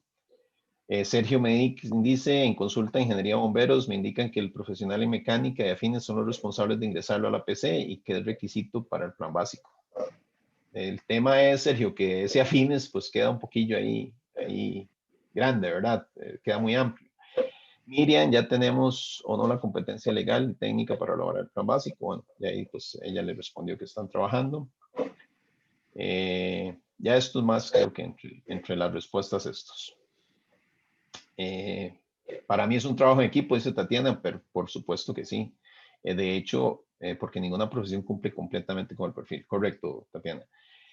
Por ejemplo, les voy a mencionar, yo participo en equipos de diseño de edificaciones y yo lo que hago es coordinar con las otras áreas profesionales el cumplimiento de los requisitos. Yo no soy el que, algunos me dicen, es que necesitamos contratar la figura del Fire Engineer. Es que yo no soy un Fire Engineer. Yo tengo conocimiento en las normas, pero no soy un ingeniero en protección contra incendios. Lo que hago en esos equipos de diseño es coordinar, ok, yo conozco algunas normas, porque NFPA tiene en este momento 404 normas y yo para NFPA imparto 13 seminarios diferentes. Entonces, como mínimo digo que debo conocer esas 13 normas, ¿verdad? Y estamos hablando de menos de un 5% de las normas que yo imparto. Es decir, puede ser que yo tal vez llegue a conocer un 5%. Entonces, ¿qué es lo que hago yo? Vamos a hacer un edificio de 15 niveles o de 20 niveles. Ok, eso es un edificio de gran altura. Entonces voy a la sección 11.8 de la NFPA 101. Necesitamos rociadores, necesitamos un centro de comando de incidente que lleve todos los paneles de control ahí, que tenga el control de los elevadores, que tenga el sistema de detección y alarma, debe llevar sistema de comunicación de 2 vías con plugs en los lobbies de los elevadores y en cada escalera y que eso vaya al centro de comando. Es decir, yo defino los requerimientos normativos, pero eso que dice Tatiana es totalmente cierto. Entonces, los ductos de electromecánicos y de escaleras y de los elevadores, al ser de más de 4 niveles o más, tienen que ser de 2 horas de resistencia al fuego. Entonces, yo doy todos esos requerimientos y entonces entra el ingeniero estructural y me dice, ok, Efraín, usted necesita un ducto de 2 horas de resistencia al fuego. Bueno, yo certifico que con un cemento, yo no sé nada de estructural, ¿verdad? Pero es lo que he ido aprendiendo en los equipos de diseño, con un cemento 700 y las varillas con una profundidad de tantos centímetros o tantas pulgadas, y un grosor de muro de tanto, eso se garantiza. Ok, ya yo di el requerimiento y el profesional en el área viene y lo hace. Para el plan básico, tal vez podría ser que no se ocupe de un equipo interdisciplinario, pero por lo menos de una persona que tenga la habilidad o el conocimiento de todas esas normativas. Entonces, eso sí debería ser importante, que se tenga pues ese conocimiento. Y pues para terminar con las dos últimas consultas, dice... Exacto, son equipos de trabajo interdisciplinarios y dice lo correcto es incluir personal certificado CFIA en gas, especialistas contra incendios, mecánicos, otros. Totalmente cierto, Sergio. Estamos totalmente de acuerdo. Ok, entonces vamos a el tema de los tipos de construcción que podemos tener en una estructura. NFPA 220 es la que me define todos los tipos de construcción que nosotros podemos tener en las estructuras. Hay 5 tipos, desde la 1 hasta la 5. Y a cada uno de esos tipos tiene a su vez ciertas 3 dígitos. Entonces, las construcciones tipo 1 son construcciones incombustibles, las construcciones tipo 2 son de combustibilidad limitada, y ya a partir de la 3 empiezan a tener elementos maderables hasta llegar a la 5, que es una estructura totalmente de madera, ¿verdad? ¿Qué dice cada uno de estos dígitos que vamos a observar? Y para eso, esta tabla que les estoy mencionando acá, lo que me dice es, según el tipo de ocupación, la altura y los metros cuadrados que tiene la estructura, voy a tener un tipo de construcción. Entonces, ahora que les mencionaba que el dueño del edificio me dijo, no me interesa qué hay que hacer, pues yo quiero las amenidades ahí arriba. Resulta que las amenidades son consideradas áreas de reunión pública. Entonces, cuando usted tiene amenidades, áreas de reunión pública en la azotea, todo lo que está por debajo de la azotea tiene que cumplir con los requisitos de reuniones públicas, que en el caso de los apartamentos son mucho más estrictos los requisitos de reunión pública que los de apartamentos. Entonces, cuando yo abro esta tabla, el primer dígito lo que me va a decir cuál es la resistencia al fuego de las paredes portantes exteriores, es decir, de las que estamos observando. El del centro, todo lo que son vigas y soporte estructural, y el tercero, el de la derecha, son los pisos o entrepisos. Esto antes, volviendo a la pregunta, Mónica, no estaba bien claro en el manual de disposiciones, ahora está totalmente claro acá. Entonces viene, ¿qué pasa si tengo el tipo de construcción, verdad? 1, 2, 3, 4, 5, la resistencia al fuego que está aquí en estas condiciones, si tiene o no tiene rociadores, y después viene cuál es la altura máxima, si tengo rociadores o si no tengo rociadores, cuál es la cantidad de niveles permitidos y cuál es el área máxima por nivel. Entonces, con esta tabla yo puedo, y de hecho, dentro del plan básico, yo debería incluir este análisis. Ok, es un edificio de tantos niveles, tiene. Y con eso, como les digo, si yo tengo reuniones públicas, por ejemplo, en una azotea, tengo que determinar si es de 0 a 300, de 300 a 1000 o más de 1000. Porque conforme a eso me va a ir aumentando las características. Por ejemplo, un proyecto X que estoy participando en el equipo de diseño en este momento, tiene 25 niveles y resulta que la azotea pues, es bastante larga, tiene una longitud bastante larga y no es tan ancha, pero sí es muy larga y la carga de ocupantes nos daba más de 1000. ¿Qué pasó? La tabla nos envía a tener una estructura 442. 4 horas de resistencias en las paredes portantes, 4 horas de resistencias al fuego en todas las columnas estructurales y vigas y 2 horas en los entrepisos. Cuando yo veo eso, yo digo, ok, es demasiado las personas que están llegando ahí arriba. Empezamos a ver, porque al principio se había hecho con el área completa, ¿verdad? Cuando ya entramos más del 30% de diseño, entra paisajismo. Y paisajismo dice, es que aquí quiero meter un jardín de estos. Aquí. Entonces empezamos a ver que ya el área no era total.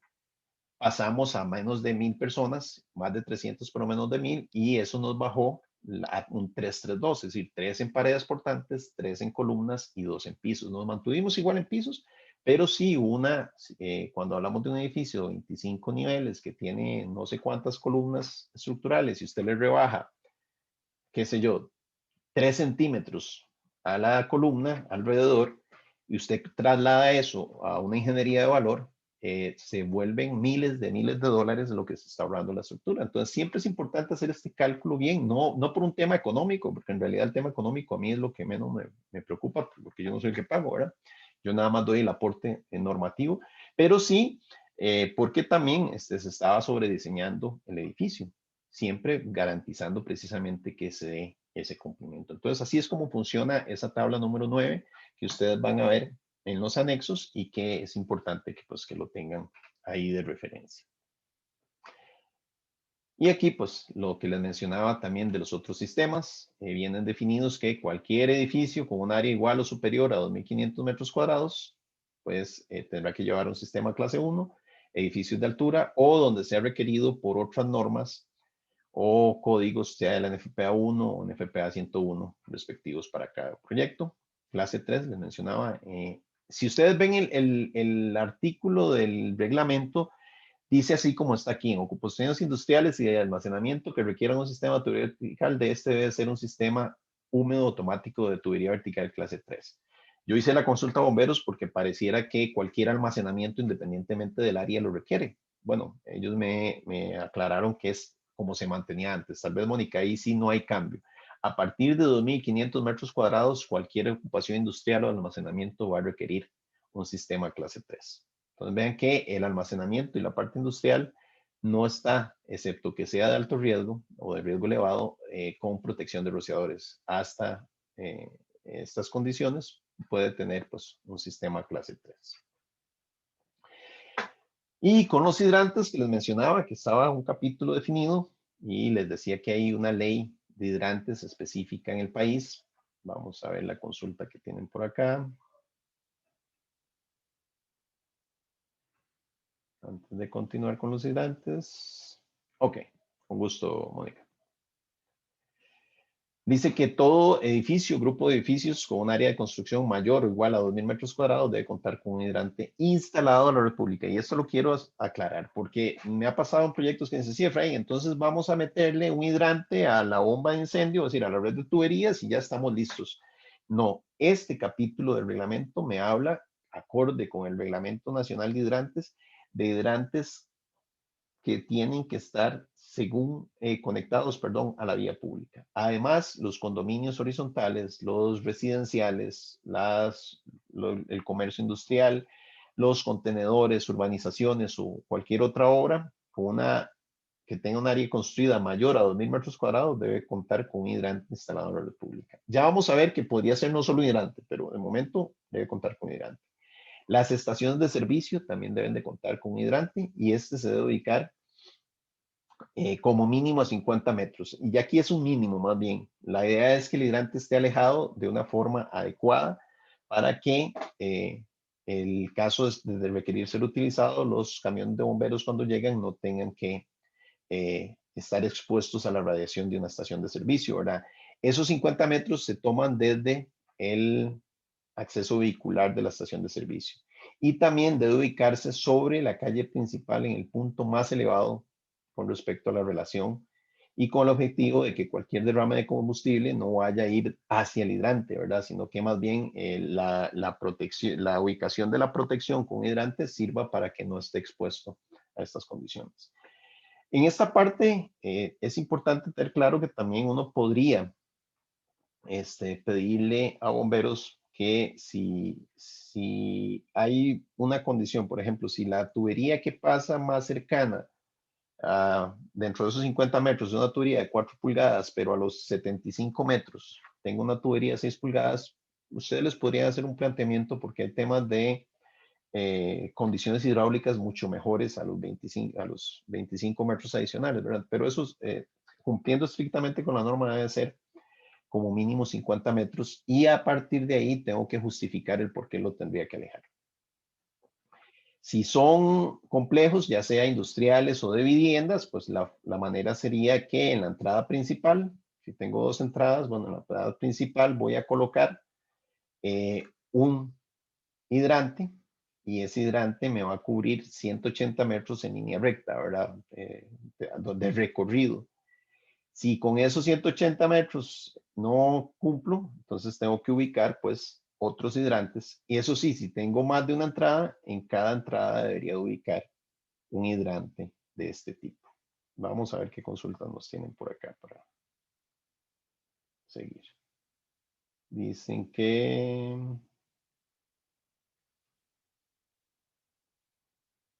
A ver... ¿Qué hacer si no hay red pública para el hidrante? Ya le voy a dar, Darlene, esa respuesta. Resulta que si yo no puedo tener un hidrante, entonces viene... creí que lo había incluido acá. Resulta que si usted no puede tener un hidrante, se tiene que ir a algo que se llama los tanques tanques o tomas directas. Entonces, según el tipo de ocupación, podría ser que usted tenga tanques de 57 a 91 o 114 metros cúbicos de agua. Eso lo pueden encontrar en la sección 14.5 del Reglamento Nacional de Protección contra Incendios. Entonces, si no puedo ubicar un hidrante porque las condiciones son sumamente malas, por ejemplo, que la tubería que pasa por ese complejo industrial, que no creo, pero podría ser que sean 3 o 4 pulgadas, las condiciones hidráulicas no van a ser buenas. Entonces, se tiene que instalar un tanque que tenga una toma directa para bomberos en 6 pulgadas y que le permita, según el tipo de riesgo, desde 57 hasta 114 metros cúbicos de agua, para que bomberos puedan tener una capacidad de agua adecuada en caso de una situación de emergencias. Esa sería la opción alternativa, Carmen. Y para terminar, pues vamos a hablar de el acceso, los accesos que debe tener todo proyecto para el cuerpo de bomberos. En Costa Rica se toma como referencia la plataforma del Cuerpo de Bomberos de Costa Rica y por lo tanto las dimensiones que se requieren son 5 metros de ancho por 5 metros de alto con un radio de giro de 13 metros y un peso de 35 toneladas. Esta parte es muy importante, la última, la del peso.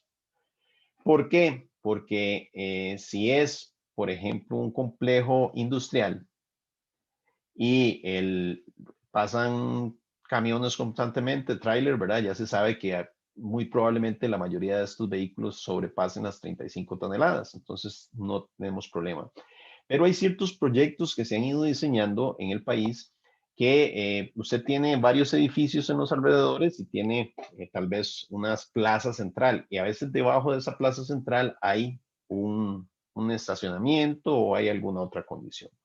Entonces, toda esa estructura donde vaya a ingresar el camión de bomberos tiene que tener este soporte en 6 ejes, ¿verdad? Esas 35 toneladas tienen que distribuirse en 6 ejes, pero la idea es que siempre el camión de bomberos pueda ingresar. ¿Qué pasa si yo no puedo garantizar el acceso del cuerpo de bomberos a un punto? Primero tendría que ser algo que ya esté negociado previamente con el cuerpo de bomberos, y cuando digo negociado es en el sentido de que se haya una justificación de por qué no se puede ingresar, y entonces tendría que tomar mi sistema de incendio y colocarle siamesas en las partes más alejadas de la estructura, que estén sobre vía principal, para que bomberos pueda llegar y no tenga que ingresar a la estructura, sino que colocarse ahí el camión y a 15 metros de cualquier mesa de inyección tendría que estar un hidrante de red pública para que lo utilicen.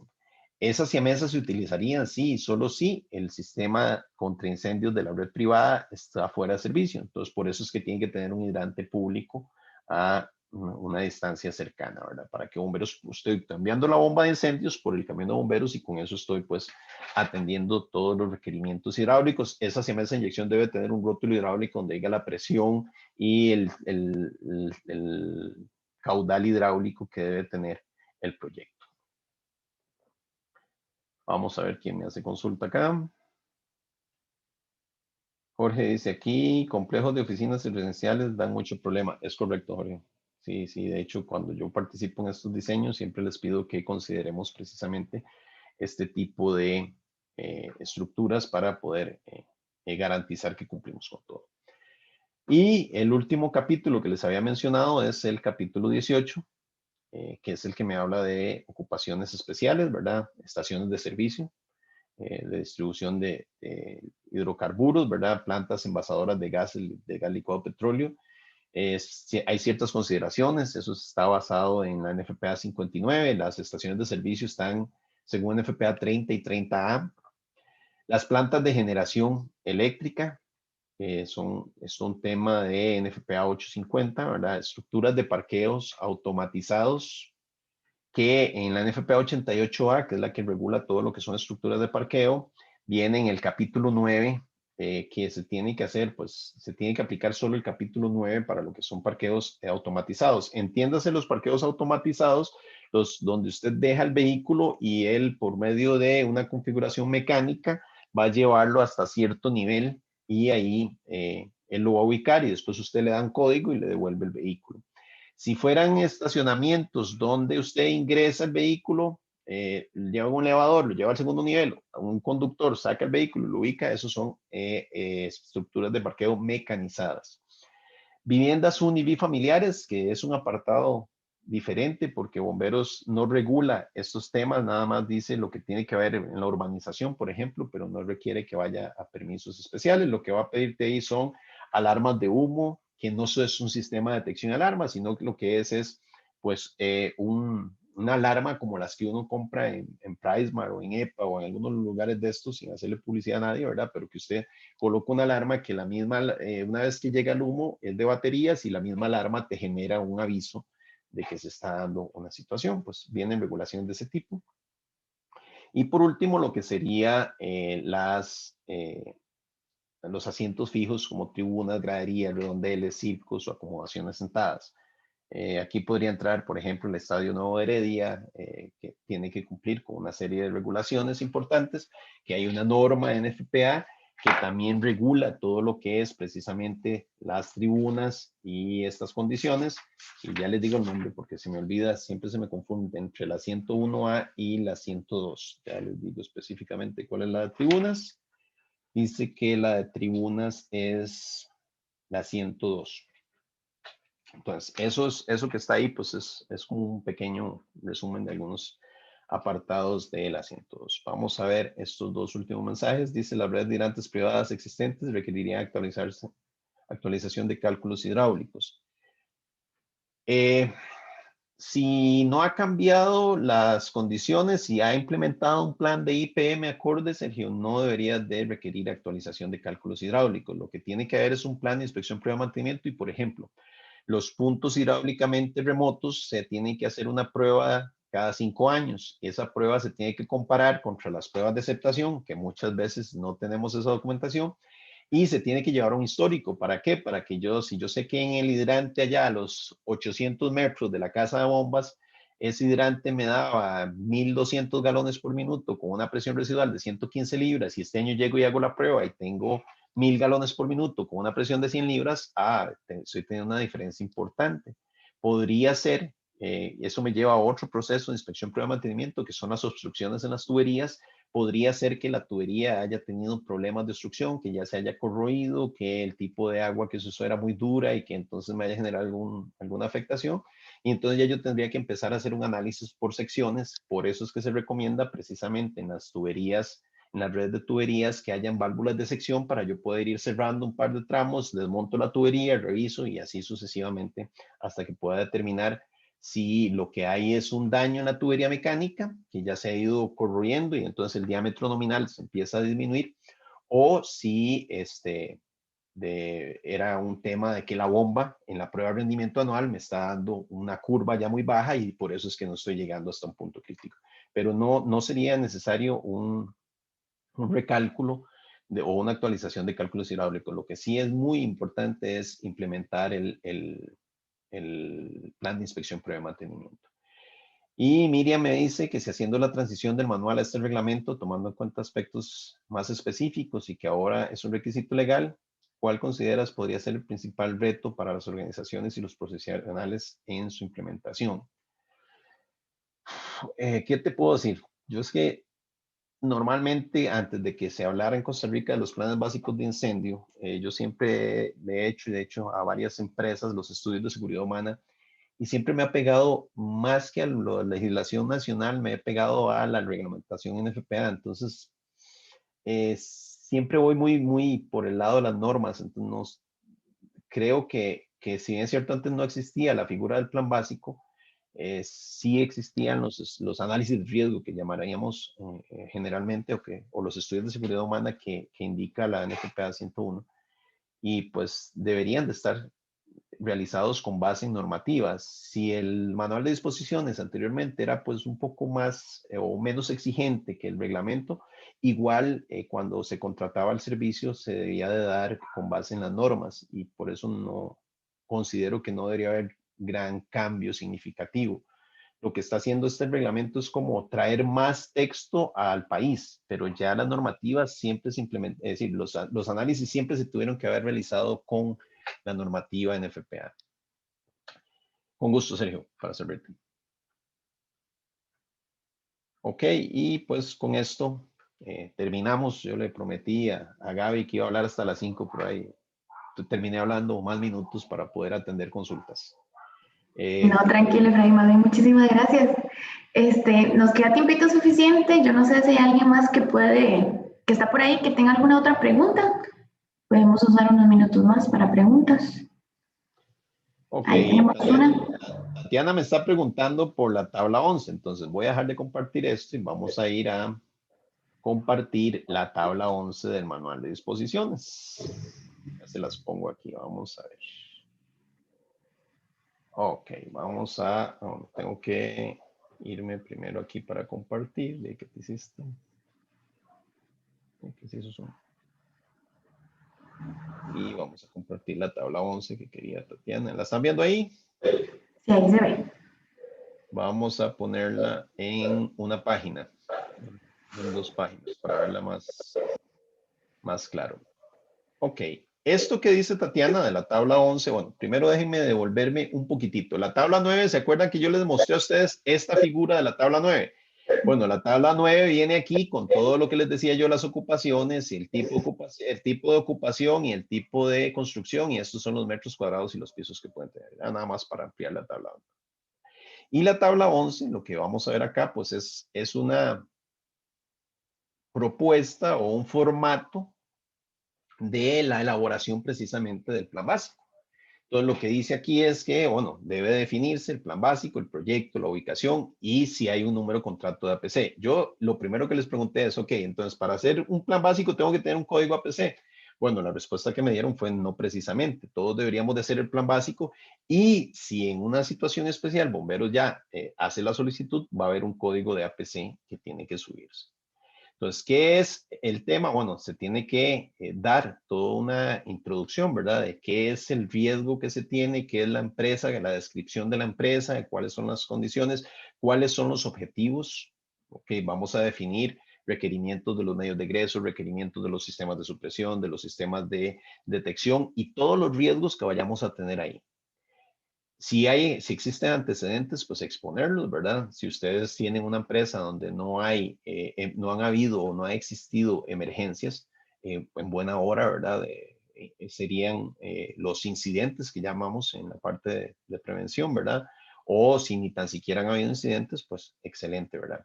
Después, una descripción física de toda la estructura, ¿verdad? Del el área, las ocupaciones, es decir, si hay oficinas, si hay almacenamiento, si hay comedor, si hay industria, si hay gas, licuado, petróleo, es decir, todas las áreas que tengan ahí, todas las actividades y la distribución que se tenga, los medios de egreso, tipos de construcciones, toda la descripción del edificio, ¿verdad? Y ahora sí viene pues el análisis de riesgos, ¿verdad? Donde se colocan cada uno de los factores. Si yo les muestro un formato de los estudios de los informes que yo acostumbro a realizar, a veces tienen, dependiendo de la estructura, van a tener 60, 70 páginas, ¿verdad? Porque entonces yo voy a describir todo el sistema de detección de alarma, todo el sistema de supresión, todo el tema de gas, todo el tema de medios de egreso. Es decir, cada una de esas partes va a estar entre el análisis de riesgos y precisamente la propuesta. Entonces, yo analizo los riesgos y aparte de eso, hago una comparación entre las necesidades normativas que tiene el edificio y las condiciones actuales. Digamos que el edificio debería de tener un sistema clase 3 y tenemos un sistema clase 2. Bueno, entonces eso precisamente se pone en la propuesta integral que debería de tomarse acciones para llevar a cierto momento el sistema a un clase 3. No es tan fácil, ¿verdad? Porque si yo tengo una bombita de 100 galones por minuto y ahora le estoy diciendo que tiene que meter una de 500 galones por minuto y tener un tanquecito ahí de 2.000 o 3.000 galones de agua y ahora tienes que meter uno de 30.000 galones, ¿verdad? Entonces, en muchos casos, esa propuesta lleva pues inversiones importantes. ¿Qué hemos hecho? Aparte del plan básico, hemos hecho pues, un cronograma que se le presenta en algunas, ya yo he presentado varios planes a bomberos por solicitud específica al Cuerpo de Bomberos en ciertos proyectos y entonces aparte de este plan le presentamos un cronograma donde decimos cómo van a ser las inversiones a 1, 2 o 3 años, porque hablamos de proyectos que a veces implementar un sistema de rociadores automáticos te puede salir me acuerdo de un proyecto ahí que hicimos el análisis, $750,000. Ok, entonces no era tan sencillo. Y tras de eso entró, es decir, cuando ya estábamos por presentárselo a bomberos y ya se había definido los periodos fiscales en que se iba a presentar esto, entró la pandemia, ¿verdad? Y entonces la ocupación del lugar disminuyó sus ingresos y entonces hubo que, bueno, volver a replantearle en la estructura y presentarle una propuesta a bomberos, ¿verdad? Donde hay un compromiso para mejorar las condiciones. Por supuesto que el alcance, ¿verdad? De todo lo que se va a realizar, ese cronograma que les mencionaba, y la definición de cuál va a ser el cumplimiento. En este caso, si se va a ingresar por el APC, ¿verdad? Y por supuesto que debe tener 2 firmas del profesional que lo realiza y del propietario. Porque al final, el profesional, ustedes como profesionales van a hacer un análisis, pero ¿qué pasa el día que ustedes se vayan de esa empresa? O que ustedes le venden el servicio nada más a esa empresa. Pues que la responsabilidad siempre tiene que estar en ese caso en el propietario, ¿verdad? Ya ustedes cumplieron con hacer el plan que les estaban pidiendo, pero también el propietario pues tiene una firma. Entonces, esta es una propuesta, esta tabla 11, Tatiana, pues es una propuesta de un formato que puede tener el plan básico y que debería de considerarse a la hora de eh, presentar al cuerpo de bomberos. Tenemos otras consultas por acá. Dice que José Antonio me dice, hay una relación en el plan básico y en el plan de preparativos y respuesta a emergencia. Ok, dentro del análisis, José, que yo hago del plan básico, analizo el plan de emergencias. Pero el plan de emergencias es específico para atender situaciones de emergencias. El plan básico lo que es una radiografía de la empresa para determinar cómo están las condiciones. Por supuesto que es parte importante del análisis del plan de emergencias, porque yo tengo que ver qué tan preparados están. Y recuerden que no es solo tener el plan de emergencias ahí de no sé cuántas páginas que dice la legislación nacional, ¿verdad?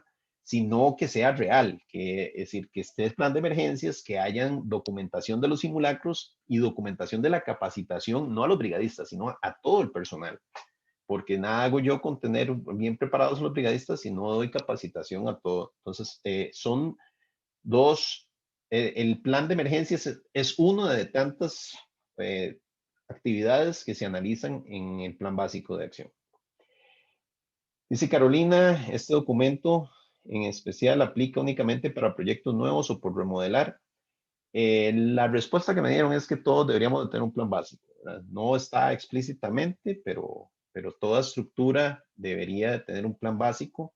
Para eso, pues vamos a revisar, vamos a irnos rápidamente a lo que dice la sección 3 del famoso plan básico y ya para que no digan que es que Efraín dice, sino, bueno, la norma, el reglamento dice, y lo que dice el reglamento precisamente en el capítulo 3 del plan básico es lo siguiente. Ya casi llego. Voy ahí pedaleando.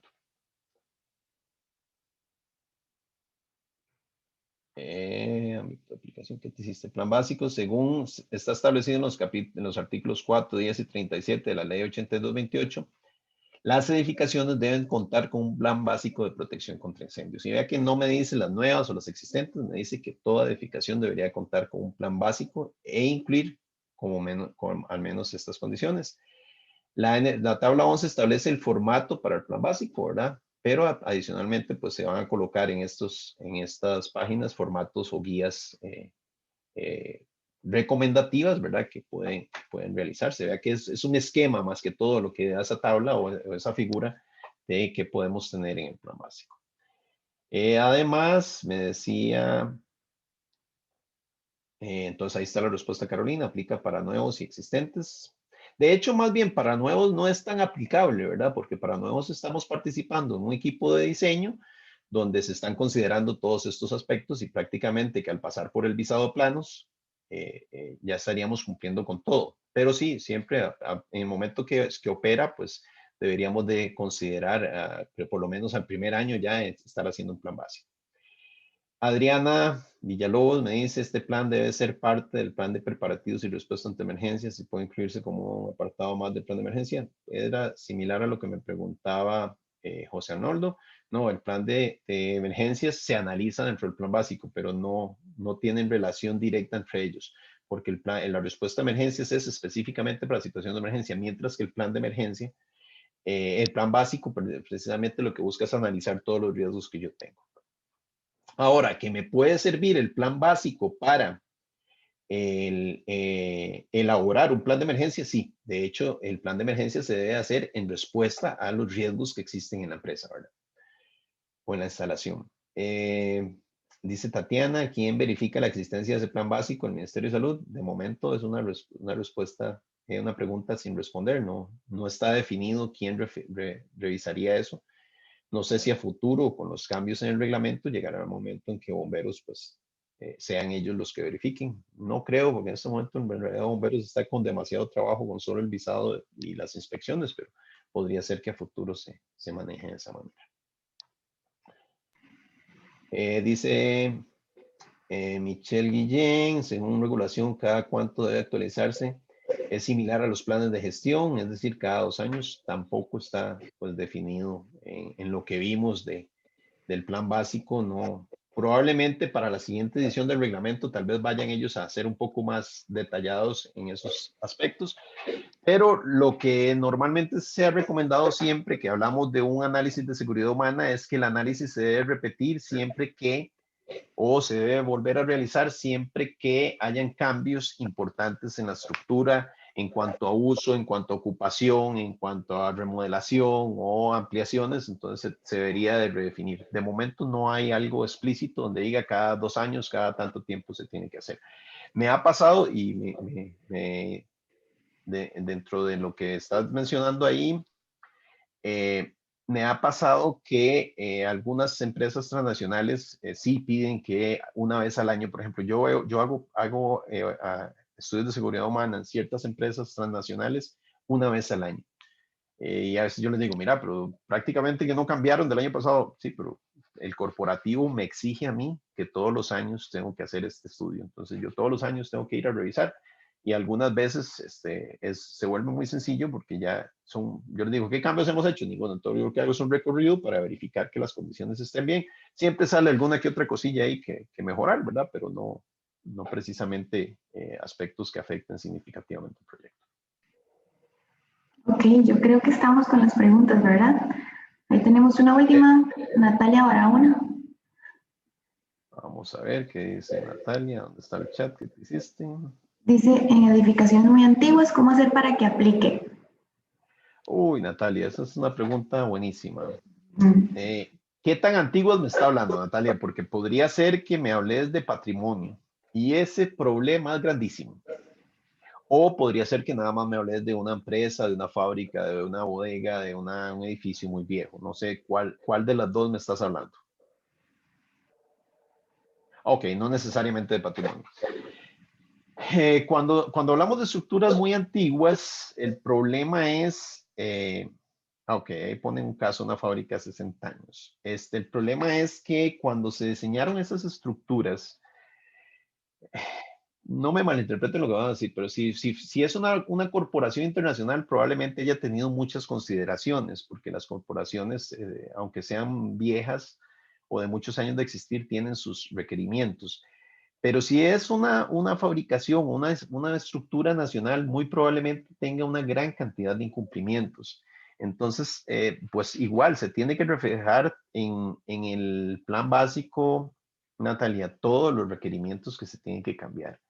Y a veces, pues, me acuerdo en el año 2015, creo que fue que hice un estudio en una empresa, que al final era tanto lo que había que invertir que la empresa tomó la decisión de reubicarse, ¿verdad? Porque eran tantas las condiciones de riesgo que se tenían que tomaron la decisión de reubicarse, porque sí tenían que hacer mucha inversión. Entonces, pues, no hay como ¿cómo decirte? No hay como una consideración de la norma que diga, es que como es tan vieja, vamos a ser más flexibles. Sin embargo, sí les voy a ser muy sincero, la NFPA 101 es una norma que está dividida en administración, en servicios de protección contra incendios, es decir, la parte desde el capítulo 1 hasta el capítulo 11, hasta el capítulo 10 son requerimientos básicos y a partir del capítulo 11 y hasta el capítulo 42 son ocupaciones, ¿verdad?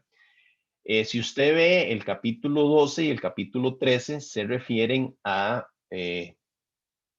ocupaciones de reunión pública. Entonces usted me dice, Efraín, ¿por qué hay 2 capítulos para reunión pública? Porque los capítulos pares siempre son para ocupaciones nuevas y los impares son para ocupaciones existentes.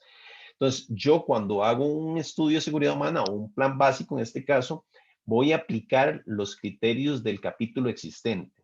que tienden a ser un poquitito más flexibles que los capítulos de ocupación nueva. Pero tampoco crean que es que si lleva rociadores me va a decir, ok, en la existente no me pongan rociadores. No. Lo que me va a decir es algunas distancias, algunas condiciones. Entonces, para efectos de los planes básicos, yo aplico siempre los capítulos existentes, porque ya es una estructura existente. A diferencia si es un equipo de diseño, ¿verdad? Que sí tengo que aplicar el capítulo nuevo. Pero esa sería la mayor consideración que les puedo mencionar. De ahí en adelante no hay más consideración. Ah, es que como es tan viejo, no. Tiene que garantizarse la seguridad de esto. Ok, Darling, con todo gusto. Y dice que Tatiana me dice, lo que me queda claro es que algo muy complejo y de complejo conocimiento en FPA y sus diferentes normas, pero sobre todo de la competencia estaría. Muchas gracias. Con todo gusto, Tatiana. Les voy a ser muy sincero, yo tengo 15 años, estoy cumpliendo de haber empezado a trabajar con Doña FPA y sé que no sé nada. Es decir, cada seminario que yo imparto incluso, me lleva a estudiar, me lleva a verificar, salen a veces cosas nuevas. Este librillo que ustedes ven aquí es la 101, este está viejo, este es la 2015, porque yo lo tengo todo marcado, todo lleno. Este otro que les voy a enseñar por acá es la 1. Por aquí tengo, porque ayer estaba dando curso en el colegio de sistemas contra incendio, entonces son 6 normas del curso que estoy dando en este momento. Y como les digo, cada vez que yo doy un curso, es decir, leo, releo, estudio, analizo. El mundo normativo de NFPA es muy, muy amplio. Incluso yo cuando doy un curso de certificación o un seminario en NFPA, siempre les digo, si hay algo que no sé, yo les voy a ser sincero y les voy a decir, no les tengo la respuesta. No me gusta responder a memoria porque a veces me traiciona, entonces casi siempre me encanta tener consultas. Ahí está mi correo, ahí está mi teléfono, así es que con todo gusto yo atiendo consultas porque eso me hace estar estudiando precisamente y estar revisando. Y siempre les voy a dar una respuesta, el artículo tal de tal norma, tal edición, porque me ha pasado llegar a un proyecto y que me digan, Efraín, es que la norma dice tal cosa. Y yo, no, aquí no dice nada. Ah, pero es que estás trabajando con la última edición. Yo estoy trabajando con, digamos, con la 101, que está la 2021. Me dice, es que no, yo estoy trabajando con la 2015. Sí, es que están 2 normas atrás. Yo no puedo trabajar con la 2015 porque para eso hay 2 ediciones adicionales, la 18 y la 21. Yo tengo que trabajar con la 21 porque es los cambios que ha hecho los comités consultivos de la norma para que esto se implemente. Entonces sí, tienen toda la razón. Es todo un mundo, Tatiana, y es un mundo bastante lindo. Entonces, cualquier consulta, si yo no la sé, pues buscaré. Somos 25 instructores para Hispanoamérica. Me apoyaré en los compañeros y si ellos no lo saben, ya nos pasó un caso que tuvimos que mandar la consulta directamente en FPA a este señor, el del Comité de Medios de Egreso, y él muy amablemente nos dio la respuesta.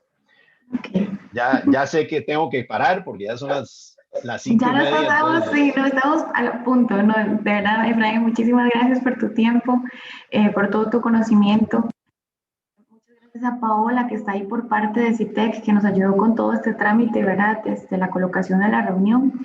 Y por supuesto, muchas gracias a todos ustedes que están aquí conectados, que todavía se quedaron, ¿verdad? Yo creo que fue una muy buena charla, mucho conocimiento, como ya les dije, y pues esa es una gran oportunidad para nosotros como asociación, como junta directiva, ¿verdad? De exponernos un poco más, de traer estos temas y de aprender, ¿verdad? Como dice Efraín, aprender todos los días. Quería comentarles nada más un pequeño mensajito.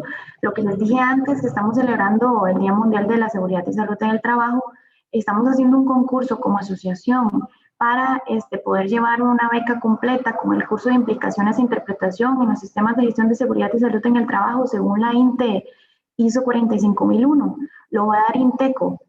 Nosotros lo hemos estado promocionando en nuestras redes sociales, entonces si están interesados, vayan a nuestras redes sociales y participen. Son 2 becas las que se van a estar dando completas, va a ser un curso completamente gratis para esas 2 personas, entonces para que aprovechen y no pierdan la oportunidad. Muchas gracias a todos, que tengan muy bonita tarde, lo que resta de la tarde. Efraín, de nuevo, muchas gracias. Y ahí estamos en los próximos meses en otras actividades. Que tengan bonita tarde, hasta luego. Bendiciones. Bendiciones, chao.